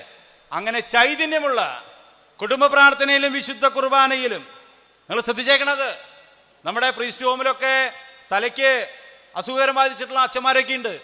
പക്ഷെ ഒരു അച്ഛൻ പോലും കുമ്പസാര രഹസ്യം വിളിച്ചു പറഞ്ഞിട്ടില്ല. പഠിച്ചേക്കണത്. അസുഖമുള്ള അച്ഛന്മാരുണ്ട്. നമ്മളെ മറ്റു മതസ്ഥർ കളിയാക്കും, നീ പോയിട്ടൊരു മനുഷ്യനോടാണോ പോയിട്ട് കുമ്പസാരിക്കണേ? അതെ, ഏറ്റവും നമ്മുടെ പാപങ്ങൾ ഇറക്കി വയ്ക്കാൻ പറ്റുന്ന സഭ നൽകിയ വലിയ കൂദാശയാണ് കുമ്പസാരം. ഇവിടെ അതിനുള്ള സൗകര്യമുണ്ട്. നമ്മുടെ പാപങ്ങളെ ഓർത്ത്, ദൈവകൽപ്പനകളും തിരുസഭയുടെ കൽപ്പനകളും ഓർത്ത്, അതിൽ പെടാത്ത പാപങ്ങൾ ഓർത്ത് ഒരുങ്ങി കുമ്പസാരിച്ച് നവചൈതന്യത്തോടെ നിങ്ങൾ വീടുകളിലേക്ക് പോകണം. അവിടെയാണ് യേശു ജനിക്കണേ, അവിടെയാണ് യേശു ഉത്തിതനാവുന്നേ. ആകാശമേ കേൾക്ക, നമ്മുടെ മാതാപിതാക്കളുടെ ദുഃഖ, ഭൂമിയെ ചെവി തരിക. ഞാൻ മക്കളെ പോറ്റി വളർത്തി, അവരെന്നോട് മത്സരിക്കുന്നു. കവി എഴുതിയതാ. ഈ പാട്ട് വളരെ അന്വർത്ഥ. മാതാപിതാക്കള് ആകാശത്ത് നോക്കിയിട്ട് പറയും, ആകാശമേ കേൾക്ക, ഭൂമിയെ ചെവി തരിക. ഞാൻ മക്കളെ പോറ്റി വളർത്തി, കഷ്ടപ്പെട്ട് വളർത്തി, ഇന്ന് അവരെന്നോട് മത്സരിക്കുന്നു. മാതാപിതാക്കളുടെ വലിയ ദുഃഖ, രോദന. നിങ്ങൾ ശ്രദ്ധിച്ചേക്കണത്. നിങ്ങളിന്ന് നിങ്ങളുടെ മാതാപിതാക്കൾ അവഗണിക്കുന്നുണ്ടെങ്കിൽ നാളെ തീർച്ചയായും നിങ്ങളുടെ മക്കൾ അതിൻ്റെ ഇരട്ടിയായിട്ട് നിങ്ങൾ അവഗണിക്കുമെന്ന് നമ്മൾ ഓർത്തുകൊള്ളുക. മക്കൾ നമ്മൾ നോക്കിക്കൊണ്ടിരിക്കുക. നമ്മൾ ചെയ്യണത് എന്താണ്? കേക്ക് മുറിക്കുമ്പോൾ, ബർത്ത്ഡേ ആഘോഷിക്കുമ്പോൾ അപ്പാപ്പന് പ്ലം കേക്ക് ചെറുത്, നമ്മുടെ വെഡിങ് ആനിവേഴ്സറിക്ക് മറ്റേ വലിയ കേക്ക്, സമന്മാരായി കാണുന്ന രീതിയിൽ മക്കൾക്ക് കാണിച്ചു കൊടുക്കണം. ഓരോ കേക്ക് മുറിയും, ഓരോ പ്രാർത്ഥനയും, വിശുദ്ധ കുർബാനയ്ക്ക് ഒരുമിച്ച് പോകുന്നതും, വിശുദ്ധ സ്ഥലങ്ങൾ സന്ദർശിക്കുന്നതും, ഓരോ പ്രാർത്ഥനയുടെ ലക്ഷ്യങ്ങളും. കർത്താവിൻ്റെ അഭിഷിക്തരെ കാണുമ്പോൾ ഈശോ മിശിഹായ്ക്ക് സ്തുതിയായിരിക്കട്ടെ. യേശുവിൻ്റെ പ്രതിപുരുഷരായിട്ടുള്ള വൈദികരെ കാണുമ്പോൾ ബഹുമാനത്തോടെ അവർക്ക് സ്തുതി കൊടുക്കാൻ നമ്മുടെ മാതാപിതാക്കൾ നമ്മളെ പഠിപ്പിച്ചിരുന്നു. നമ്മളെത്ര പേരെ പഠിപ്പിക്കുന്നുണ്ട് എന്നാലോചിച്ച് നോക്കിയേ. യേശുവിനോട് ഈശോ മിശിഹായ്ക്ക് സ്തുതിയായിരിക്കട്ടെ. എപ്പോഴും അച്ഛന്മാർക്ക് സ്തുതി കുറച്ച് എനിക്ക് തോന്നുന്നത് പല അച്ഛന്മാരുടെ സുഹൃത്തുക്കളെ ഞാൻ ചോദിക്കും, പലരും അത് ചോദിച്ചു മേടിക്കാൻ പറ്റാറില്ല. എല്ലാവരും കൊണ്ടു കൊടുക്കണം. കുട്ടികളെ പഠിപ്പിക്കുക. ചെറുപ്രായത്തിൽ തന്നെ നമ്മൾ ഈ യേശുവിൻ്റെ ഭക്തി, മരിയ ഭക്തി നമ്മൾ കൊണ്ടുവരാനായിട്ട് നമുക്ക് ശ്രദ്ധിക്കണം. അതിനായിട്ട് നമുക്ക് ഒരുങ്ങണം. അവിടെ പറയുകയാണ്, അകൃത്യഭാരം ചുമക്കും ജനം, ദുഷ്പ്രവർത്തിക്കാരുടെ മക്കൾ, വഷളായി നടക്കുന്നവർ ദൈവമാരെന്നറിയുന്നില്ല. ആ പാട്ടിൽ പറയുന്നുണ്ട്. എന്താ അകൃത്യഭാരം ചുമക്കാൻ കാരണം? എന്താ ഒരു വഷളായി നടക്കാൻ കാരണം? ഞാൻ കൊടുക്കേണ്ട കാര്യങ്ങൾ കൊടുത്തിട്ടില്ല, ഞാൻ പ്രാർത്ഥിക്കാൻ അവനെ പഠിപ്പിച്ചിട്ടില്ല. എന്നിട്ട് ഇന്ന് വിഷമിക്കുക. കർത്താവിൻ്റെ അഭിഷിക്തരുള്ള ഭവനം എത്ര സുന്ദരം. ജോസഫേട്ട അവിടെ ഇരിക്കുന്നുണ്ട്. ഫാദർ പ്രകാശ് പുത്തൂരിനെ ഞാൻ കണ്ടു. ഇവിടെ കുമ്പസാരത്തിന് വന്നിട്ടുണ്ട്. ടീച്ചറുണ്ടോന്നുണ്ടോ? യെസ്, കാണുന്നുണ്ട് ഞാൻ. ആ രണ്ടുപേരും എത്ര ആനന്ദത്തില് അവരുടെ ഒരു മകനെ കർത്താവിൻ്റെ അഭിഷിക്തനായിട്ട് വിട്ടുകൊടുത്തിരിക്കുക. അവര് മാതാപിതാക്കൾ ഇവിടെ ധ്യാനം കേൾക്കുമ്പോൾ മകൻ അവിടെ കുമ്പസാരക്കൂട്ടിലിരുന്ന് യേശുവിന്റെ പ്രതിപുരുഷനായിട്ട് പാപമോചി. എത്ര സുന്ദരമായ കാഴ്ചപ്പാട്, സങ്കല്പങ്ങളാണെന്നറിയോ? നിങ്ങൾ ഭവനത്തോട് പള്ളിയോട് ചേർന്ന് നിന്നാൽ ഒരു അപകടവും നിങ്ങൾക്ക് ഉണ്ടാവില്ല. ഞാൻ എഴുതി തരാം. ഞാൻ അവസാനിപ്പിക്കുക. നമുക്ക് വിശുദ്ധ അസീസിയുടെ സമാധാന പ്രാർത്ഥന ചൊല്ലിക്കൊണ്ട് അവസാനിപ്പിക്കുക. ഈ സമാധാന പ്രാർത്ഥന നിങ്ങളുടെ വീട്ടിൽ എല്ലാ ദിവസവും ചെല്ലണം കേട്ടോ. ചെല്ലുവോ? സമാധാനം തന്നെ പോയിട്ടായിരിക്കണം. പക്ഷെ ഇന്ന് മൊത്തം സമാധാനം പോയി. ഇന്ന് വീട്ടിൽ ചെല്ലുമ്പോൾ ഭർത്താവ് ഞെട്ടണം. ഭർത്താവ് മക്കളോട് ചോദിക്കും, എന്താ നമ്മുടെ അമ്മയ്ക്ക് ഇന്ന് പറ്റിയേ? അപ്പം മകള് പറയും, ധ്യാന കേന്ദ്രത്തിൽ പോയതാ. ഇന്ന് പ്രാർത്ഥന കഴിയുമ്പോൾ അമ്മായിമ്മ ചോദിക്കും, എന്താ നമ്മുടെ അമ്മയ്ക്ക് പറ്റിയേ? അപ്പം അമ്മാനപ്പം പറയും, ഇന്ന് ധ്യാനത്തിന് പോയതാന്ന് തോന്നുന്നു. ഒരു ചെറിയ മാറ്റം, അല്ലാണ്ട് വെറുതെ വരിക തിരിച്ചു പോകില്ല. ചെറിയ മാറ്റങ്ങൾ ഈ ധ്യാന കേന്ദ്രത്തിൽ വന്നിട്ടുണ്ടാവണം. അല്ലാണ്ട് ഈ നെഞ്ചത്തടി നിലോളിയും പൗശന്യവും കുരുട്ടും കുന്നായ്മയും പറയലല്ല ധ്യാന കേന്ദ്രം. എനിക്ക് ലഭിച്ചിട്ടുള്ള കൃപ ചെറുതോ വലുതോ അതിന് നന്മ പറയാൻ, നന്ദി പറയാൻ, യേശുവിൻ്റെ സവിധത്തിലാവാൻ നമുക്ക് ഭാഗ്യം ലഭിച്ചിരിക്കുന്നു. മറ്റു ജില്ലകളിലൊക്കെ പോകുന്ന ആളാണ് ഞാൻ, പല സംസ്ഥാനങ്ങളിൽ പോകുന്ന ആളാണ് ക്യാമ്പുമായിട്ടൊക്കെ ബന്ധപ്പെട്ട്. പള്ളികൾ പോലും ഇല്ല. നമുക്ക് 1 കിലോമീറ്ററിൽ തന്നെ 3 പള്ളിയാണ്. നമുക്കതുകൊണ്ട് അതിൻ്റെ വില അറിയില്ലേ? സീറോ മലബാർ പള്ളിയില്ലേ? ലാറ്റിൻ പള്ളിയെങ്കിലും ഒന്ന് കിട്ടണ്ടേ പുറത്തൊക്കെ പോകുമ്പോൾ? നമുക്ക് കിട്ടിയുള്ള കൃപ എത്ര വലുതാണെന്നറിയോ? കത്തോലിക്ക സഭയിലെ, പ്രത്യേകിച്ച് സീറോ മലബാർ സഭയിലെ അനുഗ്രഹങ്ങളെ ഓർത്തുകൊണ്ട് കുടുംബ പ്രാർത്ഥന ഒന്ന് സജീവമാക്കുമോ? ശബ്ദമില്ലല്ല. കുടുംബ പ്രാർത്ഥന ഒന്ന് മുറുക്കി പിടിക്കുമോ? തന്നെ കുടുംബം, ഒരു മക്കളും ടെൻഷൻ അടിക്കണ്ട, തന്നെ വരും, തന്നെ വരും. സ്തുതി കൊടുത്തോളോ. കുർബാനയ്ക്ക് പോവോ? ഇത് രണ്ടും മുറുക്കി പിടിച്ച നമ്മുടെ സഭയുടെ കുടുംബ പ്രാർത്ഥന എന്ന് പോയോ? നമ്മുടെ വീടുകളൊക്കെ ഒന്ന് നോക്കിയേ, കുടുംബ പ്രാർത്ഥന ഇല്ലാത്ത വീടുകളിലെ ഈ അന്തചിത്രങ്ങളൊക്കെ പ്രശ്നങ്ങളുള്ളത്. കുടുംബ പ്രാർത്ഥനയുള്ള വീടുകളിലില്ല. അപ്പോൾ അത് കൂട്ടിപ്പിടിക്കാനും ഇന്ന് പോയിട്ട് മക്കളോടൊക്കെ പറഞ്ഞിട്ട് പൊക്കളോട്ടെ കുരിശ് വരയ്ക്കുക, അല്ലെങ്കിൽ അവർ വിചാരിക്കും കഴുത്ത് പിടിച്ച് ഞെക്കാനെ വരണമെന്ന് വിചാരിക്കും തള്ള. അവരുടെ അടുത്ത് പോയിട്ട് കിടക്കണ നേരത്ത് വന്നിട്ട് വിശുദ്ധ കുരിശൊക്കെ വരച്ചിട്ട് യൂദന്മാർ രാജാവായ കാണിച്ചു കൊടുത്ത് പ്രാർത്ഥിച്ച് കാലത്ത് എഴുന്നേറ്റ് വരുമ്പോൾ കുരിശ് വരച്ചൊക്കെ വരുമ്പോൾ ഉണ്ടാകുന്ന ഒരു ആനന്ദം ഉണ്ടല്ലോ, അവരൊന്നും വഷളായി നടക്കില്ല. ഞാൻ എഴുതി തരാം. ജോസഫേട്ട വഷളായി നടത്തണ്ട, ഉണ്ടാവില്ല. പ്രകാശപുത്തൂരോട് ഇല്ല, ഞാൻ വളരെ അറിയുന്ന ആളായതുകൊണ്ട് പറയണേ. പ്രാർത്ഥിച്ച് ആ കുടുംബം നിന്നപ്പോൾ അവിടെ കർത്താവിൻ്റെ വലിയ കൃപയുണ്ടായി. അപ്പോൾ നമുക്ക് ഒരുമിച്ച് ഉറക്കെ ചെല്ലാം. കർത്താവേ, എന്നെ അങ്ങയുടെ സമാധാനത്തിൻ്റെ ഒരു ഉപകരണമാക്കണമേ. വിദ്വേഷമുള്ളിടത്ത് സ്നേഹവും. പണി കുറച്ചുണ്ട് കേട്ടാ, പറയെളുപ്പാ. ഇന്ന് പോയിട്ട് ആ മായ്മയോടൊന്ന് സ്നേഹിച്ചു നോക്ക്. ആ തളരെ രൂപം കാണുമ്പോൾ എന്നെ പേടിയോ ചെയ്യണം, ദേഷ്യ വരണേ. വിദ്വേഷമുള്ളിടത്ത് സ്നേഹവും ദ്രോഹമുള്ളിടത്ത് ക്ഷമയും. ചേട്ടൻ ഇതുള്ള കാര്യങ്ങളൊന്നും മാഷ്ക്ക് അറിയില്ല, അതൊക്കെ ക്ഷമിക്കുക എളുപ്പാ. പറ്റും, ക്ഷമിച്ചു നോക്കുക, അപ്പൊ കൃപ ഇങ്ങോട്ട് വരും. സന്ദേഹമുള്ളിടത്ത് വിശ്വാസവും നിരാശയുള്ളിടത്ത് പ്രത്യാശയും. എനിക്കൊരു വീട് പണിയാൻ പറ്റുള്ളൂ, എൻ്റെ മക്കൾക്ക് ജോലിയില്ല, നിരാശയൊന്നും വേണ്ട, പ്രത്യാശയും. അന്ധകാരമുള്ളിടത്ത് പ്രകാശവും. നമ്മുടെ വീട്ടിൽ വെളിച്ചെണ്ണ കുറെ ബൾബിടാനല്ല പറഞ്ഞേ, നമ്മുടെ ഈ ഹൃദയത്തിന്റെ അന്ധകാരത്തെ മാറ്റി പ്രകാശം ഉണ്ടാക്കണം. സന്താപമുള്ളിടത്ത് സന്തോഷവും. നിങ്ങളുടെ വീട്ടിൽ കയറി വരുമ്പോൾ ഇങ്ങനെ കരഞ്ഞിട്ട് വേദനിച്ചിട്ട് അല്ല ഇരിക്കേണ്ട, സന്തോഷത്തോട് കൂടിയിട്ട്. യേശു ഉള്ളിലുണ്ടാകുമ്പോൾ സന്തോഷം ഉണ്ടാവും അല്ലേ മാഷെ? യേശു ഉള്ളിൽ വരുമ്പോൾ ദുഃഖം വരണം. യേശുവിൻ്റെ കാകുലത്താലത്തെ ചിത്രമൊക്കെ നോക്കുമ്പോൾ ദുഃഖം വരണം മാഷെ. യേശു ഉള്ളിലേക്ക് വരുമ്പോൾ സന്തോഷം ഉണ്ടാവുക. അതാ നല്ല കളനുണ്ടായത്. ഓ ദിവ്യനാഥ, ആശ്വസിപ്പിക്കപ്പെടുന്നതിനേക്കാൾ ആശ്വസിപ്പിക്കുന്നതിനും മനസ്സിലാക്കപ്പെടുന്നതിനേക്കാൾ മനസ്സിലാക്കുന്നതിനും സ്നേഹിക്കപ്പെടുന്നതിനേക്കാൾ സ്നേഹിക്കുന്നതിനും. പണി കുറച്ചുണ്ട് കേട്ടാ, വായിക്കുക എളുപ്പാ. സ്നേഹിക്കാം, കുഴപ്പം. സ്നേഹിക്കപ്പെടുന്നതിനേക്കാൾ സ്നേഹിക്കുന്നതിനും മനസ്സിലാക്കപ്പെടണം. അവൻ നിങ്ങളോട് എങ്ങനെ പെരുമാറണമെന്നാണ് ഞാൻ ആഗ്രഹിക്കുന്നത്, അതുപോലെ നിങ്ങൾ അവരോട് പെരുമാറും. ഈ വചനം വെച്ചിട്ട് വേണം അതിനെ കണക്ട് ചെയ്യാൻ. കൊടുക്കുമ്പോഴാണ് ഞങ്ങൾക്ക് ലഭിക്കുന്നത്. അവൻ കല്യാണത്തിന് ഒരു പവന തന്നെ, അപ്പോൾ ആ ഒരു പവൻ തന്നെ. അന്ന് ഒരു പവന് വില എത്രയായിരുന്നു? തല്ലൂട്ട് കൊടുക്കും നിങ്ങൾ കിട്ടും കേട്ടാ. അളന്നിട്ടല്ല, പുസ്തകത്തിൽ എഴുതി വെച്ചിട്ടുണ്ട് 2000 ഉറുപ്പ്യ കൊടുത്തിട്ടുള്ളത് അന്ന്. അപ്പോൾ ഇന്ന് 2000.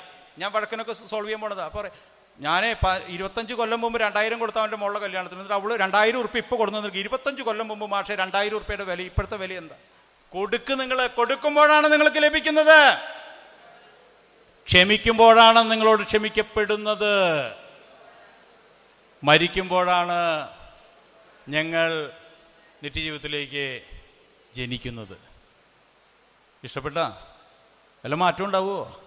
ജോസഫേട്ടൻ ചിരിക്കുമോ ഒന്ന് ചേർത്തേരി ചെല്ലുമ്പോൾ? മാറ്റം ഉണ്ടാവോ? ശബ്ദമില്ലല്ല. ചെറിയ മാറ്റം ഉണ്ടായാൽ മതി.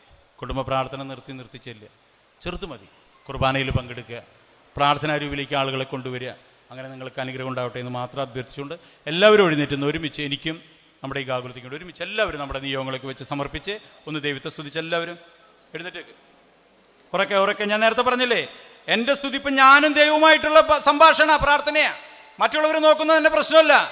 എനിക്ക് ലഭിച്ചിട്ടുള്ള കൃപയ്ക്ക് നന്ദി പറയുകയാണ്. ഉറക്കെ. എൻ്റെ ശബ്ദമല്ല, നിങ്ങളുടെ ശബ്ദം കേൾക്കട്ടെ. ഉറക്കെ.